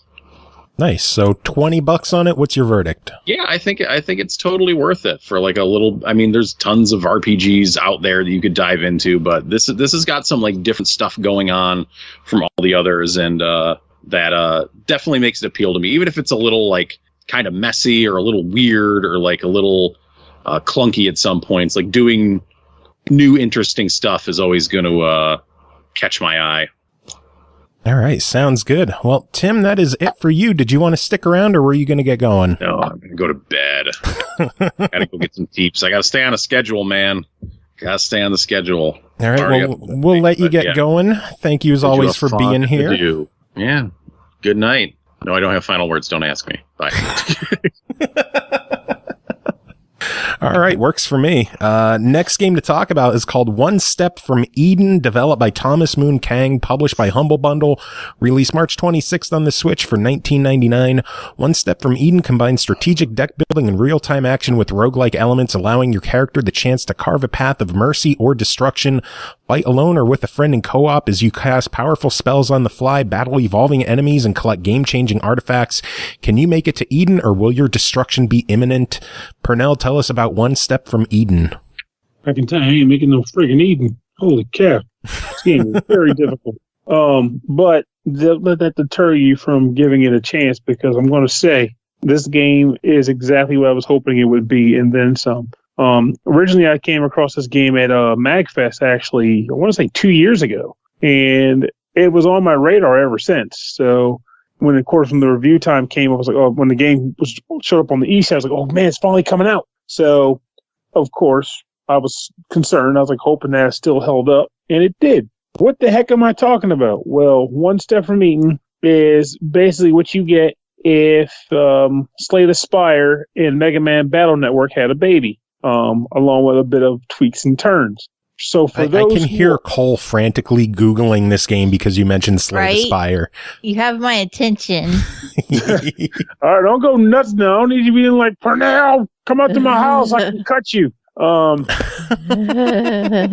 Now, the idea behind this is like, for those who aren't familiar with Mega Man Battle Network, I can explain that a little bit, which will essentially be explained in this game too. Mega Man Battle Network's claim to fame, quote unquote, was its battle system, which took place on a grid that was 3x3 on your side of the screen and then 3x3 on the opponent's side of the screen. And you were able to move your character around the grid squares that you had control of. And you had a regular attack, which you could hit the R trigger button for, and you would just pretty much fire a gun. But then you also had these abilities, cards. In that game, they were called chips, but in this game, they're called cards. And you use those like you would abilities. You would basically say, hey, I want to use this item, boom, and it would have an effect on the screen dependent on the type of chip or card. So they go specifically into one step from Eaton now and get away from the Mega Man Battle Network aspect of it, because I want to be very specific on this game now. So it's a similar concept, except now you get like a 4x4 grid on each side, so there's more room for maneuverability. And the cards in this game... I'm cutting you off for a second because Candy Pants just dropped 10 bits, so thank you, Candy Pants. George, take it away if the thing will... There it goes. With a name like Candy Pants... Thank you, Candy. Thank you for the biddies. Anyway, as you were. As I was, Candy Pants. So you had a 4x4 grid on your side and also on the opponent's side. But the attacks, in addition to your normal, gun button, which is your R button, is a pretty weak attack, but it's there for you if you need to get some shots off. But your primary way of attacking is through use of cards. Cards are classified in like 10 different categories in this game. There's a lot of cards you can unlock. And they all had a variety of different abilities, ranging from simple things like slash a sword to things like give yourself a shield, but when you give yourself a shield, all the panels around where you're standing get a crack in them, and crack panels disappear when you step over them for a short period of time.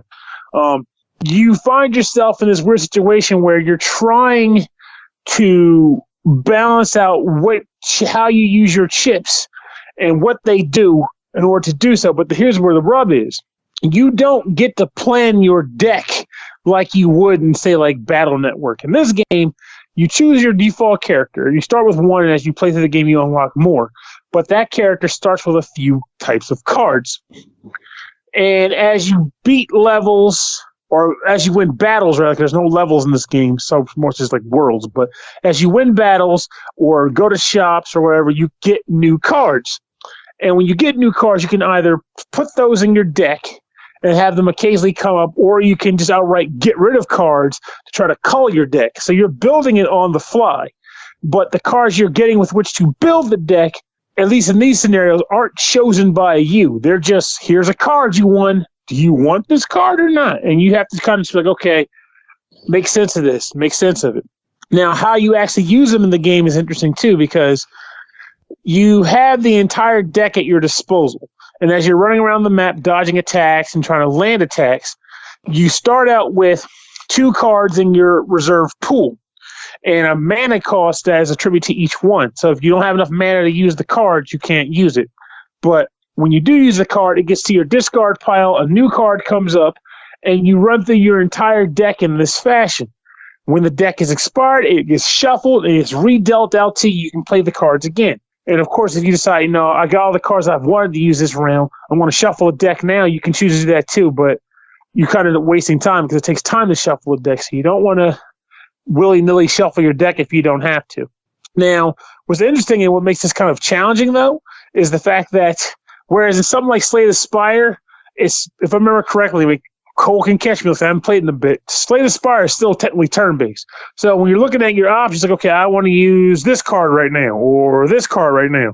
You have time to decide and plan your moves. In this game, though, it's all real-time action. So you'll have there's up to 300 or so cards in the game that all do different things. And you have to understand what your cards do while you're being shot at, while volcanoes are going off and you're dodging fire and all this mess. You're like, shit, sword. I think it's a sword. You're just like doing whatever. Just whatever gets you through to survive. But it's interesting because it's a very fun and frantic gameplay style that you adjust to. When I first started playing the game, I was just throwing whatever the hell I had in my deck at whoever was on the screen and hoped it connected because that was all I could do. But as I played and I started seeing like certain types of cards, like, okay, I'm going to focus when this chip comes up, I'm ready to play it.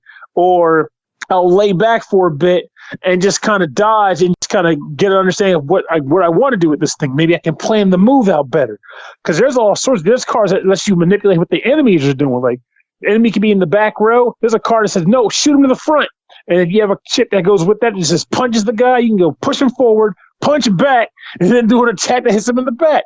Like, you can change stuff if you're lucky with it, but it's so much to just understand as you're going that it takes getting used to, which means you're going to die a lot as you get the ropes of this game and come to understand, okay, this is how I want to play. This is how I want to best, how I want to best proceed and approach this with the game with this character. So just getting that out there, you're going to be working. This isn't an easy peasy game, and it starts hard it pretty much begins being challenging. By the end of the first world, you're going to be challenged. Now, as far as progression goes, you end up, it's like, this is how the Slay the Spire comparison comes into play, aside from just, the deck building element. Each environment you go to is a series of pathways connected by nodes. You choose the node you want to go to, and each node has a different event that can be taking place on it. It can be a battle event where you're just fighting a battle. There could be a merchant at the place where if you come across the merchant, you can buy new chips or buy new cards. You can purchase the means of which to upgrade cards you've already got by and adding additional properties to them. There is the means of which to sell your blood to get money. Like, literally, you sell your health for cash, which then can be used to purchase stuff. Good luck with that, because healing is not exactly the most common thing outside of like certain boss encounters, which I'll get to in a second, actually. But there's a number of things you can do at different shops. There's also like something called, I think they're called packs, where you can pay money to take a penalty on the next one to more battles. But if you succeed despite the penalty, you'll get a reward for it. So it's almost kind of like a gamble, a rewards gamble that you take with the game, which can be cool once you get better at it. You're like, okay, I can do this with two hands tied behind my back. Let's just run around without the ability to actually take more than 2 steps in a row. Crazy stuff like that. There's a variety of different events, including camps where you can rest. And then at the end of the area, you come across a boss battle. And usually the boss battles are single characters who hit really hard, have crazy patterns in their attacks. I mean, like, really crazy patterns.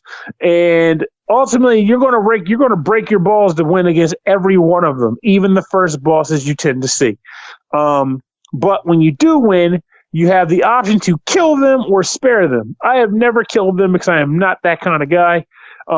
But whenever I spared them, they always typically healed me and said, go away, or something like that. But I was fine with that because clearly I needed to be healed because this game is hard. And then after that, the game gives you a choice of one of 3 new environments to go to, which allows you to go to another place with new enemies and a new boss. Wash, rinse, repeat until you either get to Eden, which again, I never managed to reach, or you die. Once you die, depending on how well, basically, I think it's like every level you gained, it goes into like a pool of collective like levels, and every time you reach a certain cap, you'll unlock a new card that can be found in your future playthroughs of the game. Again, you unlock a lot of cards. There's a lot of play in this thing, but the key element is, again, you have to like the battle system, which I think you will, as long as you're okay with having to think on your feet and be active and honestly just having fun with it. It's a great game. And for those who used to like Mega Man Battle Network, you don't get things like the cool chip combo, at least not that I saw. But in exchange for that, you get a whole deck of cards that you can access one after another instead of waiting for chip change to occur, which is kind of cool. And the guys who made this seem to have put a lot of love into it and had a deep understanding of how Mega Man Battle Network worked. Partly why I think they pretty much were doing exactly that. Say, hey, we like this game. Let's make an updated version of it that's better. And I honestly think they succeeded at that. It's a great title. It's got fantastic music. I like the graphics. I didn't have a single beef with it. At best, the only thing I wish it had was like more of an actual like adventure mode or something with like a narrative. You know how it goes. That stuff. Like I wish I was exploring a map and finding secret items and behind shelves or whatever. Yeah. But as the game is, I think it's fantastic. And I am very glad I got to review it because I'm glad I to gush about it on a show instead of just talking about it on my Facebook wall. I think it's a fantastic title, and it's worth every penny. I will say though, the try it only factors in if the idea of what I said earlier about having to think on your feet and dodge attacks and get all those moves in scares you a little bit. I say stop being scared and try the freaking game, because like with a lot of games of this type, you just have to adjust to it. You learn to play it and you get better. If the game was easy from the start, where'd the challenge be, you know? Yeah. Work it up. Work into it. But I think it's worth every penny. It's a fantastic game and a nice update to a game style and that we haven't seen since like the early 2000s now I think about it. Maybe mid-2000s. I love the Battle Network game, so I'm excited to see this one finally releasing. I hope it comes to more platforms. It's only on the Switch right now. Probably PC as well. I didn't look into it. We're covering it on the Switch, so that's what I'm paying attention to. But hopefully it comes to more platforms in the future. Me too, because more people need access to this delicious title. All right. Well, next game to talk about. I've been waiting to talk about this one. I'm excited about this one. Rainbows, Toilets, and Unicorns. Oh my. You okay, Pernell? I don't know. I don't know. Yes, Rainbows, Toilets, and Unicorns, developed and published by Fantastico Studio, released March 13th on the Switch, March 16th on the PS4 for $6.99. Fed up with the world and exhausted by the hot weather, you resort to your last hope, your favorite unicorn-flavored ice cream. All of a sudden, you're struck by the urge to visit a bathroom, and the only option to avoid pooping yourself is the chemical toilet down the street. Thus began a bad trip in which you'll have to face your greatest fears in a fight to the last splash. Chris, tell us about Rainbows, Toilets, and Unicorns. Okay, well, when one rainbow and one toilet really love each other. Okay, I don't know. For some reason, that felt like the thing to say. Okay, so this is a shmup or shoot 'em up. Let me explain to you what that is right quick. Just kidding. Okay, so no. This is a vertical shooter. Very much that joke will never get old, by the way. I know, I love it. Everybody play Beaker Reloaded and watch the tutorial, or I'm gonna find it on YouTube and see if I can like get it to people. But anyways, so this is a vertical shooter in which your hero. Did he have a name? Does he have a name? I don't know. It doesn't say in the write-up, so. He's a dude. He's got a jacket on with a skull on it. Pernell. Okay, so you play as Pernell, and yeah, the opening cinema has you showing you enjoying a unicorn like soft serve, which of course, if you pay attention to memes or whatever it is, of unicorns poop out rainbows, that's the whole thing. But yeah, it definitely gives you the shits, so you have to like get to a toilet. And what happens is that once you're in there, the ensuing rainbow that comes out of you and through the toilet, through the thing and onto the ground propels you into outer space, where you then begin a shooter adventure where your bullets are actually called sparkle barf. So you're basically barfing up sparkles onto different enemies. Now, this is where the game gets weird. I gotta know, is this a shoot 'em up or a shit 'em up? It's a shit 'em up. Oh my god. You are being shat up in this game. It's very true. Very good point. I didn't even write that joke. That's some good thinking on your feet, as it were. I try. Folks. So each stage is like basically a parody, a satire, a commentary on the events of today. Basically, you are to sparkle vomit onto like different aspects of life that are horrible. Starting with the level OMG, where you fight all the religions. Oh no. Yeah. And here's where, like, when I booted up this game and looked at the levels, because there's like, it shows you 5 different stages, only one of which you can play. You have to unlock the rest. And seeing these categories, I was like, this is something I'm not going to want to review because it's going to be like bad. It's going to be, not offensive. I don't care about offensive, quote unquote, but it's going to be like, it's going to have some problematicness to it. But then you get into like, shooting these religious figures, and it's just like you're shooting Catholic priests. You shoot a statue of Buddha, and there's like various temples and symbols of all the religions like passing by. And it's just like, okay, this is just, you're shooting abstract concepts. There's not like anything to really, ballyhoo about that. And basically and then at that point, so I was like, okay, so this game looks like it's just kind of like abstract and weird, but maybe not like specifically funny about anything. It's just like, oh, you shoot a bunch of priests out of the sky, haha, I get it. And then you get to the bosses, and each boss is like amazing, like on a level that I don't even want to describe very many of them because they're all a lovely surprise. But I'll go ahead and give away the ones in a couple of levels just to get people interested in this. Okay, so in the you fight a guy with a turban on a magic carpet as one of the stage bosses. And I'm like, okay, that's about the most borderline this might not be okay thing in the whole game. And then you fight like a Catholic priest who looks weird. And okay, the last boss. Okay, so it's basically every stage is divided into 5 parts, and there are 3 bosses in each part. So at the end of part 1, 3, and 5, you have a boss. Just like any bullet hell shooter, they've all got a predictable pattern and all things like that. Which, anyways, the final boss for the religion thing is Tom Cruise jumping up and down on a couch.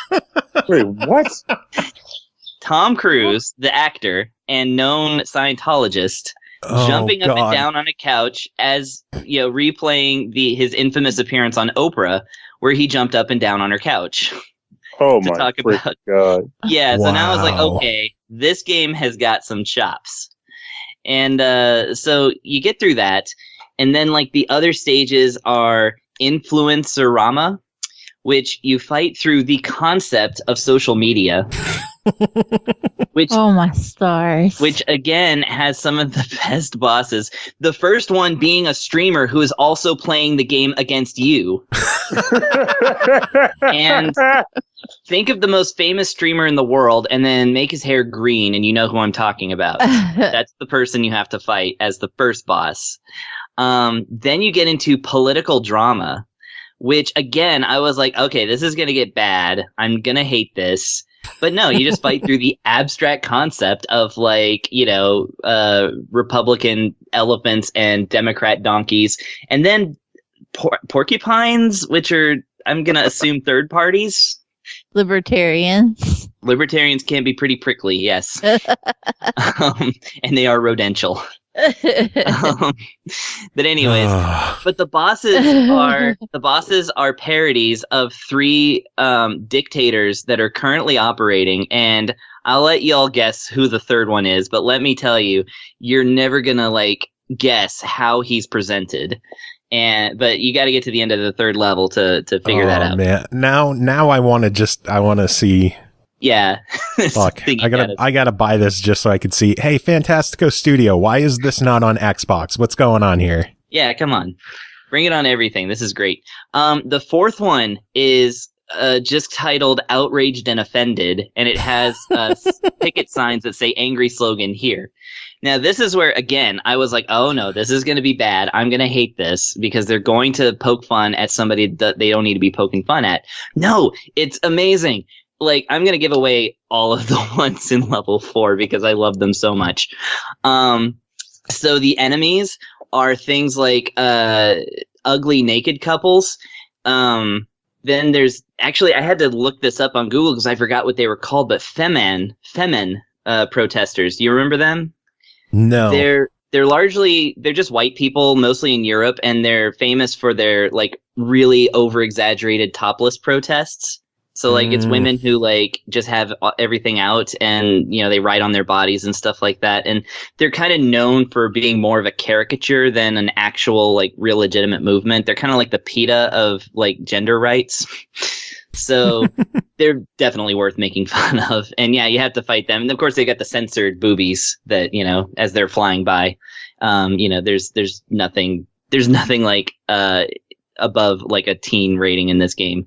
The bosses end up being an anti-vaxxer mom who has like who's holding a sign with a needle crossed out on it, and she's wearing a tinfoil hat, and it's actually really tough. The second one is literally the earth flat as a pancake. Oh my god! Because you're passing by signs that say it's flat. Like there's always like remnants of like there's like all these ideas that are just kind of in the background that you're scrolling by because everything's like this cloudy level in space kind of deal. And so you just like fly by all these visual gags and stuff like that. And some of the regular enemies in Outraged and Offended are literal red pills. Oh god. And like signs in the background that say, "I'm a nice guy." And the third boss in the stage is a bearded, tattooed white guy who is a vegan who is throwing vegetables at you. Oh my lord. And I was like, this is actually people I know. And anyways, so then I'm looking at the game's only E10, not even T-rated. Besides the fact that it's like predicated on poop, it's like nothing is adult about this game. It's very immature. And then the final stage, you're fighting against a certain entertainment media conglomerate and all of the properties it has recently obtained. So you can it's called Entertainment Core, but you can tell by the mouse with the big ears on it on the stage preview what you're dealing with here. And that was like the funniest stage of all. Yeah, that's the generic priest that you're showing. Oh, yeah, that's in the Influencer Rama stage. There it is. The tanned toupee. Nice. This is beautiful. Yeah. Okay, so now that I've talked about like the absolutely amazing things that you'll see in the game, and by the way, here in the game, because it's got a great like Eurobeat soundtrack, like not Eurobeat, but it's like a really good happy shmup soundtrack. So the actual gameplay of it is that your character flies really fast. Like you move across the screen faster than your bullets can reach the top of the screen. Like you are extremely fast as a ship. And your bullets are very slow. So basically what it amounts to is that you're going to like be bouncing from side to side on the screen, just trying not to hit bullets and like just kind of spraying your sparkle barf everywhere. And that's the best way to like handle it. Enemies will all drop crystals, and as you collect crystals, it upgrades your attack power. And then you also get power-ups like a shield that adds you an extra hit, which I'll get to that in a moment. You get a power-up that like gives you more bullets for a limited time, like it, just the sparkle barf is off the charts. And every time you beat a boss of the two mini bosses in the stages, you get a little like option ship that's a little tiny unicorn who is also sparkle barfing all over everything. And things like that. So the thing is about this game is that each one of these levels, again, has 5 sub-levels and 3 bosses. If you get hit one time in any of that, then you have to start that world over. Oh, so man. This is a one-hit shmup, those are rare nowadays. But I think the one from last week is kind of like that. But no, that's just one life. Now, this isn't even one life. It's one hit. If you get a shield, which the game thankfully is really generous about giving you, like they'll give you a shield in the middle of a boss fight, and it's, if you can get to it. But yeah, you really have to like kind of learn these stages, and so repetition is key. But it's not a bullet hell in that it is like super challenging. It's just like once you kind of get into a pattern, then you'll eventually get through it. It is very good for the beginner to moderate shooter fan. The hardcore will laugh at the small amount of bullets and easy to predict patterns that the bosses have. So it's not a treacherous game. It's just very unforgiving on 2 points, and one is that one life thing, and the other is that your ship has a huge hitbox. Because it's a dude on a toilet shitting rainbows endlessly. pretty much the whole of the dude, no pun intended, is the is the hitbox. So that's basically about it. Like that's the only not even a complaint. That's just a thing to let people know what you're getting into.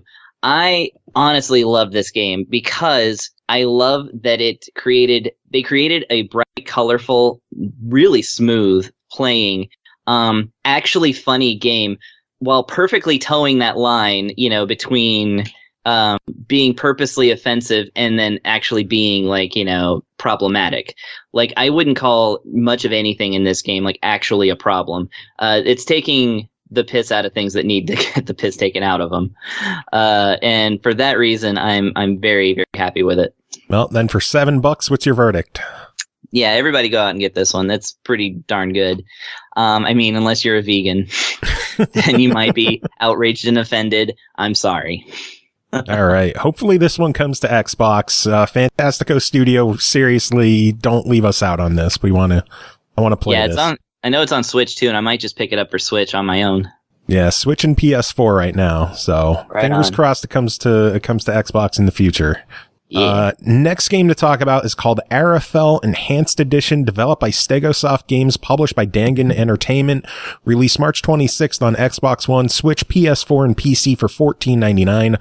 Long ago, the Elven Sorcerers cast a spell to save the floating world of Arafel from destruction. Instead, they doomed it to fall from the sky. By chance, the fate of the world has been placed in the hands of a young woman. Join her as she and her friends endeavor against all odds to save their homeland, all while the clock ticks ever near the final hour.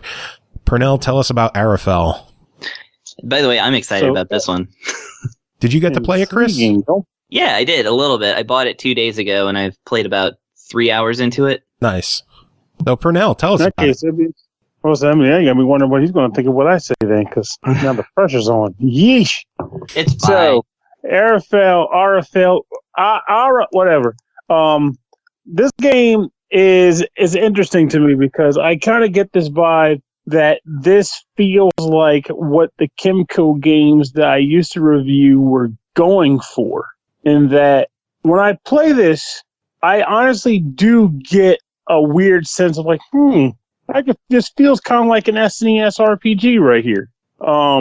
In the good way, because I feel like the writing in this is actually pretty decent. Like the character, it feels like stuff is actually happening in a way where it's definitely video game contrived, but it's not haphazard in the same regard. Like it feels more like, all right, this is naturally progressing in a decent, flow. Let me get to the actual gameplay as a whole and everything, aside from just that random quip. So the way this game works is that you start out as Lita and her friend Adrian, and you are pretty much gone on like a bit of a spelunk, let's call it like a adventurer spelunking errand to find treasure, but that ultimately results in, as JRPGs go, the discovery of an artifact that leads them down a path to saving the world. But I don't know. The game, honestly, as you play through the game, it actually feels good. Like the environments are very beautiful. The choice of them going with Sky Islands was a very wise one on their part, because as you're exploring the outdoor environments, in particular, it just pops visually. It's very colorful. You get to see from the back, it's like islands on the surface, pretty much on the lower surface, waterfalls that just shoot off the side of the mountain face or outside of the landmass to wherever the heck it's going to go. It's a beautiful game. It is gorgeous. I do feel that some of the areas and some of the scenes are a bit too busy though, and there's a bit too much detail.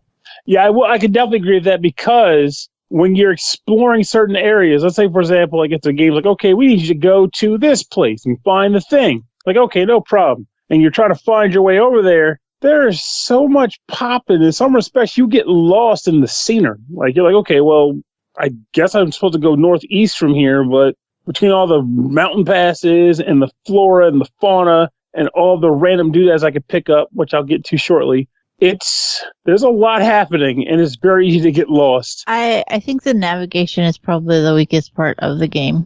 Mm-hmm. If we're gonna just go ahead and jump into that boat. Are you playing too? I am, yeah. I get lost a lot. Even if there had been like some kind of compass or something just on the screen as part of your normal HUD, it would be a big help, because a lot of the times the villagers will tell you, oh, that you need to go to the southwest, you need to go to the east, and you're like, okay, but fucking how? I don't think the world map was very good. The world map is awful. The world map is like a pencil sketching. It's adorable, but it like you can't zoom in to say like, okay, this is where the market is, this is where this merchant is, or I have a quest here. It's just there. Here's an area that you can go to. Here's an area that you can go to. Here's an area that you can go to. Once you unlock the fast travel crystals, I love those. It helps a little more, but as far as like finding the nitty gritty detail stuff, you're on your own. I've been walking around for hours looking for some of the most mundane things, and I'm like, I know it was here. I know I saw it. It reminds me of there's this one game I played called Argella or whatever it was. It's a game that plays kind of like Monster Hunter or Monster Boy. In the same regard, where like you're running around trying to find where you're going, but when you bring up the world map, it's just here are some places. Mm-hmm. You're at this one, okay? So how do I get to that one? It's up there somewhere. You should try to find it. Like that's not helping. I don't know what's happening. But like that is definitely, I will say that's definitely the weakest element of the game that I've come across too. Because I mean, let me see. Well, for example, let's go into like some of the other things, like the battle system in the game. It's pretty straightforward. Like it's basic. But maybe it's because of the music that's used in the battles. I'm not sure, but it doesn't really get the heart pumping, but it's also not a bad battle system. It's just, it gets the job done. Though some positives to the battle system that I do like is that it's designed so that at the end of every battle, you get your hit points and your magic points back. So, which I love in games. I love when they do that. Yeah. Mm-hmm. Same. And there is a bit of a challenge to it too. Like even on normal, I mean, if you kind of skip a lot of battles or whatnot, you're going to get your ass rocked. But at the same time, it's not so overbearing that you have to grind your way through it. If you just kind of just fight a decent number of battles as you play through the game, you should be able to manage against anything you come across. Grinding is at a minimum, which is good. Something else I love about the battle system is the inclusion of story mode. Mm-hmm. Oh, yes. The one difficulty is story mode. And in battles, if you don't want to fight a battle, there's an option in battle that says story mode. You hit it and the enemy dies. The end. Like you're playing bosses included. Like, it's such an interesting concept in that regard. I was like, I can't handle this. And I was like, well, story mode. But I will say this. I do wish that rather than have it as, like its own mode, it should be like a switch you could select in the game too. Because let's say, for example, I'm like, I want to play it on, I don't know, let's say I put it on the hardest difficulty because I was like, I'm ready to grind this out. And then as I'm in the game, all of a sudden I was like, you know what? This was a bad idea. I'm getting my ass beat by this boss. I'm tired of grinding. It'd be nice if I could say, okay, activate story mode right now, and I have to start the game over. But that's a small nitpick, I'll admit. But that's something that comes to mind there. I think the reason they don't have that is one of the achievements in the game is for beating the game on the hard difficulty without ever losing a battle. Oh, and somebody could totally cheese that if they had that like that. That's why story mode is its own separate difficulty for the people who just want to experience the story. And if they get hung up on a boss fight that they're struggling with, or if they're just trying to grind through a bit and get some levels up, you can do it easily with story mode. And I love that feature. I wish more RPGs would have that. They definitely do need access to that sort of thing. If anything, it just makes it more accessible to people who just want to play games for a narrative and not for the actual game, like the challenger of it or whatnot. The actual attacks in the game too, like the way they work is that there are typical skills, magic or whatnot, but when you find certain crystals in the game, this crystals being attributed to the class that your character is, you can use that crystal on any attacks you unlocked already to gain upgrades to them, typically increasing their power level and things of that nature, which is kind of cool in that regard because you get to choose when you want a certain skill to be buffed up. So I might say, hey, you know what? I'm a huge fan of, my first aid. I need to really have access to better healing. So I can just dump my crystal into that immediately and then worry about the other upgrades later. Kind of nice how they can do that. But in addition to that, though, you also don't have to worry about, you do get items in the game, but equipment and the like, you don't have to buy. You pretty much have the equipment you're going to have on your character. And the way you increase the strength of it is by actually buffing it up with crafting. So if you find items on the field, you'll find a lot of items on the field. Oh my God. You can take those items into the crafting screen, go down to your character's inventory and say, okay, I want to upgrade this person's shield. Okay, his shield upgrade requires these 3 things. Do I have them? Yes. And then you upgrade it, boom, it gets all the defense buffs that it would get. It changed the name so it becomes a new piece of equipment and everything. And it's pretty much the equivalent of like getting all that stuff that you usually get by going to a store and buying up their inventory. But instead it's just like, hey, I'm going to use this stuff, get my upgrade now. I don't have to worry about going back to a store to get it. I'm just going to get it now. There's a nice, I actually don't mind that at all. I do wish that there were upgrade paths or trees, though. So I could be like, I want something that's more focused towards this as opposed to this. It's a very structured, you're going from here to here to here to here upgrade system, which again, isn't bad. Just would have been cool if it was like, hey, I had some choices here. Yeah. But honestly, I'm okay with this game. Like, I'll admit that when I play RPGs, I like that added level of tension with like fast-paced hard music or whatever every once in a while. This game is it's got a very calming vibe to it. Like even in the battles, like there's no battle theme aside from the boss fights. So you're pretty much just getting the music from the actual map you're on, and all the map music is very relaxing. So the battle music is very relaxing. But aside from that sort of element, I actually found myself okay with this game. I was entertained by it. I got a bit of nostalgia vibes from it. And I honestly think that this is a game that a person could play if they wanted to get a taste of RPGs on their system, and also just get a hint of nostalgia. A little bit more throwback vibe to like this reminds me of something that could have been done in, like, say, RPG Maker, and I say that in a good way because I like RPG Maker games as long as they're done well. So I'm honestly okay with this game. I think it's a solid product. Cole, what did you think of your time with it? I pretty much agree with Pernell. I think it definitely struck me as like what Kemco games could be. So I definitely saw a lot of similarities, but I could also appreciate where RFL was quite a bit more polished. But I also agree that it was a little cluttered and hard to navigate. So it's not perfect, but I think it's a good taste for RPGs. Chris, you didn't have as much time as us, but what did you think? No, I think that's fine. Yeah, it was definitely it was weird that they decided to just go with the no battle music kind of thing, because that's such a staple of like RPGs, especially JRPGs. Yeah. I look forward to hearing the battle music for the first time. I was like, wait, where is it? Where is it? I think aesthetically it is beautiful, and like I actually like busy like artwork and like really really great sprite work going into that. So that's not really my complaint, but yeah, it does fall on the simple-ish side. But again, I've played much worse $15 RPGs, that's for sure. True. So also, as far as the Kemco thing goes, I would add Kemco / Xcreate, because Hit Point is not out of the park. For yeah, I love the Xcreate is the rough stuff. one. Well, Xcreate's the one that everything looks like it's made in RPG Maker for sure. Yeah. I think they're mechanically sound. It's just They're somewhat generic, but I still enjoy the Kemco games. Someone was asking about them because there's a big Kemco sale on Xbox this week. Someone's like, are they any good? They look like they're just mobile phone games. And I'm like, well, they are. They are. But they're fairly solid. They're fairly basic, but they're enjoyable. And if you like retro RPGs, it fills a niche that isn't really on Xbox. Yeah, and I feel like Arafel feels a little more authentic in that sense. It belongs on a console. Yeah. Well, Pernell, $15. What is your verdict? I honestly think it's a buy. Just be ready for some wacky getting lost times.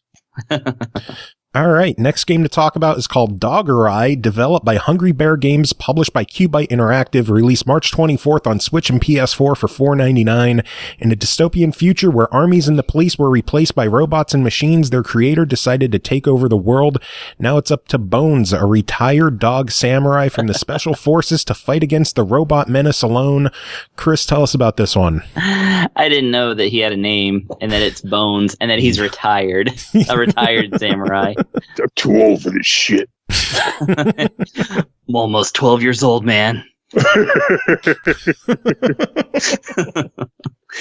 Okay, so Doggerai is a so it's basically a very, very Game Boy flavored, in the sense that it is monochrome and has a very small screen that is set in the middle of a background, a la like a Super Game Boy kind of situation.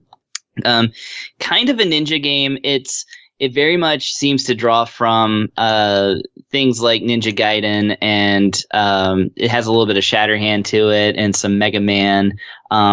You go through a stage which has enemies set in a pattern, and they're all robots, and so it does the cool thing where it's like everybody that you fight, you slice them in half, and you see their like halves like fly off and explode and things like that. Really cool looking, for the fact that it's 8-bit. And it's also got a pretty cool little 8-bit soundtrack too that doesn't get into ultra busy territory, which I do kind of appreciate. I like it when everybody's not trying to be Vert. Except Vert. Vert can be Vert all day. Yeah. But yeah, so it's got some interesting moves to it. It's got the obviously the regular sword slash. It's got the jump and the double jump, of course, and it also has a slide, just like Mega Man 3. And what I like about the slide is that you can either push down and jump to access it, just like in Mega Man, or you can actually just push the circle button, and that will automatically do a slide. So a little bit like Mega Man X in that way, that you had the option of either doing it through the controls, through the jump controls, or with its own separate button if you prefer. So the stages are constructed in such a way that you have a couple of checkpoints and stuff like that in between. Lots and lots of stuff coming out of nowhere because of the limited view of the screen. Although this doesn't fall into the trap that older games like, let's say, Donkey Kong Country kind of fall into, where they tried to make the sprite too big and elaborate for the game field, and thus when stuff comes at you, it's like you feel like it shouldn't. You're like, I should be able to see that. It's actually pretty tight on the design that way. However, you will die 1,000 million times in each stage due to the exact same thing unless you learn where it is, where it's coming from, and how to avoid it. Fortunately, the game has 2 modes. They have hard mode, which is basically NES mode, where you have lives and continues, or normal mode, which is infinite lives. So, you just, as soon as you die, you just start right over. It has a save system which accesses 3 files, which is very nice and nostalgic. Once you beat the first area, you actually have your option of 4 other areas, and you can take them in any order. Now, what I like about them, well, it's love-hate, and I'll explain why in a second, but each one is actually really different. They have of course, the volcano level where you have to go through and, there's a lot of lava around, and of course that's instant death, but the enemies are going to try and knock you into it. And then there's one sequence where you have to outrun the lava while also platforming and slashing enemies, and it's very, very, very tough. And bless you, Catherine. Joe says, "Bless you." Thank you. She says, "Thank you." Wow. But the cool thing is that there's, I was looking through the trophies because I feel like on PS4 I should be looking through the trophies because y'all tend to ask and I'm always not prepared to answer the question. But there's one for getting through the volcano area without getting hit, and I'm like, okay, this is not a Rattle-like a game. This one makes you earn the trophies.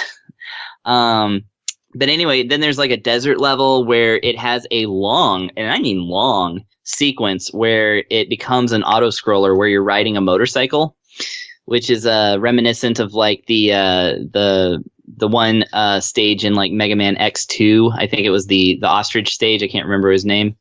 Overdrive Ostrich. Thank you. X2 was never my strongest one, but I remember that sequence for sure. It's like that, except there's no enemies. There's just really rapidly coming at you platforms and stuff, and you have to make decisions really quickly. But it was actually really playable, so I enjoyed that. And then there's the fucking ice level, which, by the way, I accidentally picked first, and I was ready to hate this game by the end of the the illegal experiments at the labs. Sorry. It's hard to read it, and it looks like it says lads. Lad. I wish it said cryo lads. You had to beat up the cryo lads, a rival gang. But besides that, each of the levels are actually really different, and I appreciated that. And like bringing a variety like that to a monochrome game is actually pretty nice. Now, speaking of monochrome, what I like about them is that they made some good decisions in terms of like the sprite being smaller, the stages being able to accommodate that, whereas like they're not throwing everything at you like from off screen, and you have to like play half the game off the screen, like again Donkey Kong Country, which by the way I beat for the first time ever last week, so that's why it's on my mind. Nice. Just that one always evaded me. But like that's the thing about it is that it's that game. Have you ever noticed that it's pan and scan? Mm-hmm. Like when you jump, it moves the entire screen to like look up at things that are above you, and like that. Yeah, anyway, so this game's not like that. They actually know their limitations better, because obviously these retro throwback developers have the benefit of hindsight. So the sprite is nice and small. The levels are nice and accommodating for that. It's very hard sometimes to see your character because of, again, the monochrome thing. There's literally one sequence in a level where you are running by a city, right? And there's like you're going to a factory essentially, or kind of a complex thing.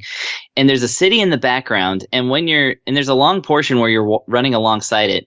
Well, the above the city is white because, the background is white, and the buildings themselves are green or gray or whatever. There's actually all these different color palettes to choose from, including like Game Boy green or like actual contrast green where, blacks are blacks, but greens are still greens. They have a pretty good variety there, but nothing in true color. But yeah, like when you're running by, like it's distractingly obvious that the exact line that your sprite's white head populates is against the white background, and his green bodysuit is against the green building in the exact same color. Your character is almost unrecognizable in that moment. Oh, man. Fortunately, his feet are black, and there's not a whole lot of black backgrounds, so, except in other levels. But, like, there's usually just enough pixels where you can still tell what you're doing. But I was just like, there's got to be a way they could have made this look a little better for that, because I don't really remember. Only some Game Boy games did that, but, like, the other thing, again, is that, like, it gets really hard and unforgiving in places, and sometimes it's just frustrating to the point where I actually found myself more running through areas than actually staying and fighting the enemies, because I was like, well, I'm definitely going to take a hit from this thing, so why don't I just go around, like take the hit and go around it with my iframes? Like I ended up speedrunning some levels, and I was kind of like, well, it's not that satisfying. The other thing is a complete lack of sub-weapons. I don't think I got a second weapon at all, like in the entire game. And, but it's fine because like the overhead sword swing is like a wide arc. Oh, and there is one more thing that is really great. And that is that occasionally you'll run into an enemy who has a lot more life, but you'll be able to use a finishing move on them. So when the moment happens, it basically, flings the enemy in the air, and like time slows down, and then your doggo appears on each side of him, and then it does controller prompts like with a bit of a rhythm game function. So it'll show like left, and then there's a circle closing around the left, and when that circle completely closes around the left, you push left, and then it'll go to the other side, and it'll be like up, and then like in a pattern like that. And that's a way that's used on regular enemies as well as pretty much every boss, and it lets you like do this like quick time event sequence to do like a whole bunch of damage. And I think that's really cool because you don't see that in like retro games very often, and you see it entirely too much in modern games.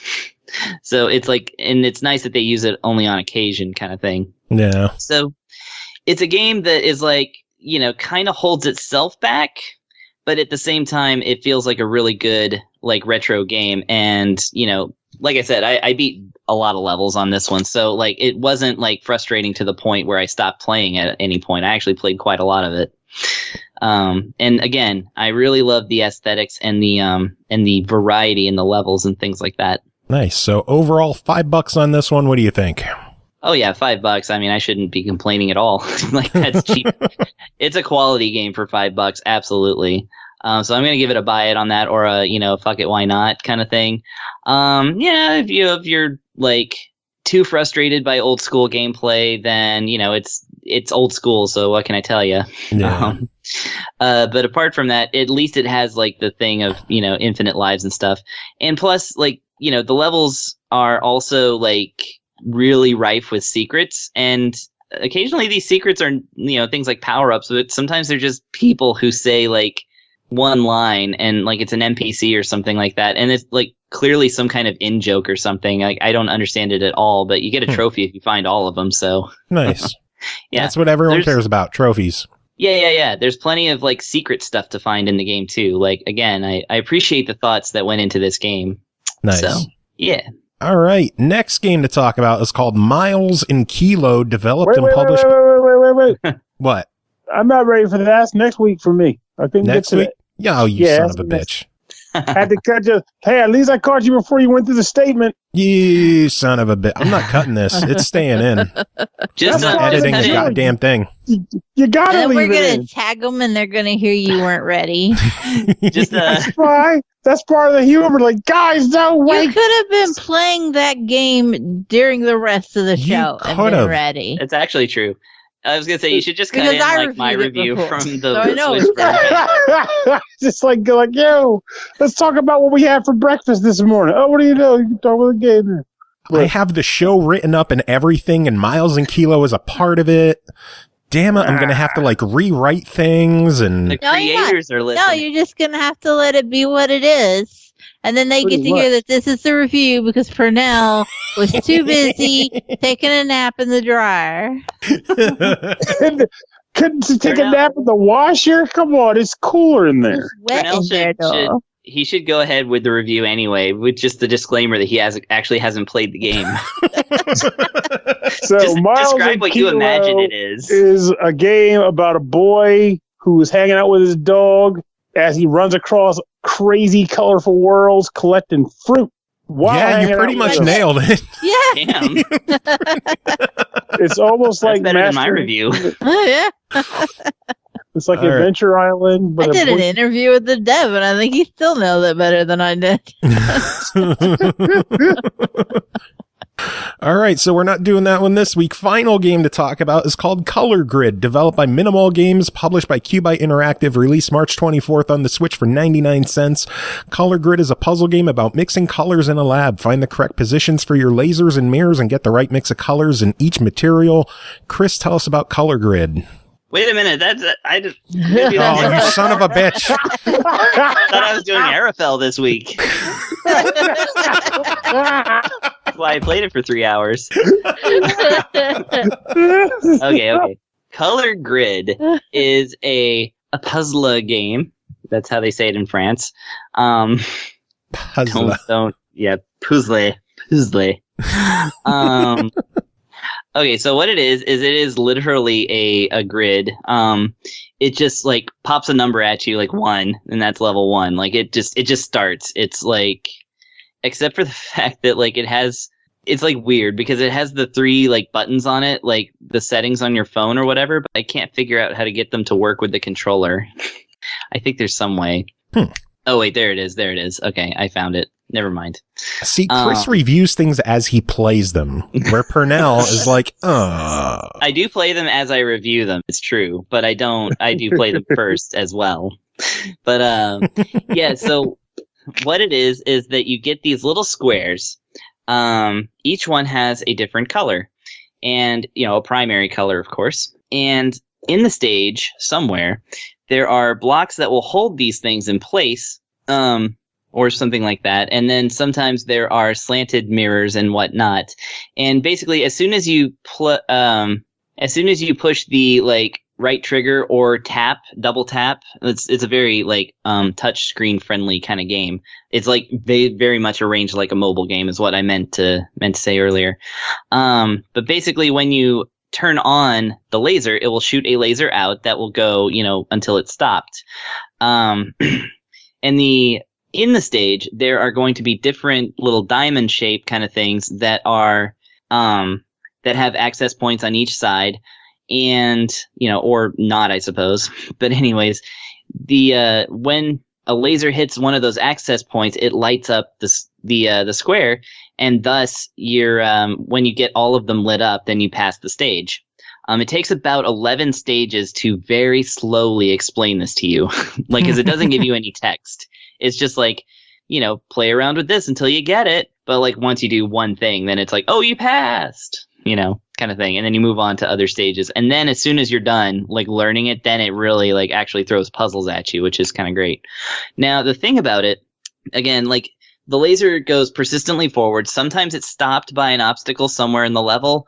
Sometimes it hits a mirror, which is like a slanted thing, which will then, of course, reflect the laser in whatever direction the mirror is pointing. And you'll need this information because sometimes you might have one laser, but you got to light up 8 different things. And so it's very important that you get it, in the right spot and, and lit up and like that everything works. Because the other thing about it is that some of the things that you're lighting up are actually going to be secondary colors like green or purple. So you have or orange. So you have to like combine the laser from a yellow laser and a red laser in some way in order to get it lit up. But you can't just like put them both in a row because the one, laser turret's going to stop the other laser. So you got to place it elsewhere in the level and have it reflect over to it. There's just like all kinds of like options as to how that laser's going to reach. And then, like I said, sometimes you'll have like 8 colors, but 3 of them might be like, 8 colors of red, but 3 of them might be purple. So you got to place that blue laser somewhere where it only lights up those 3 and makes them purple.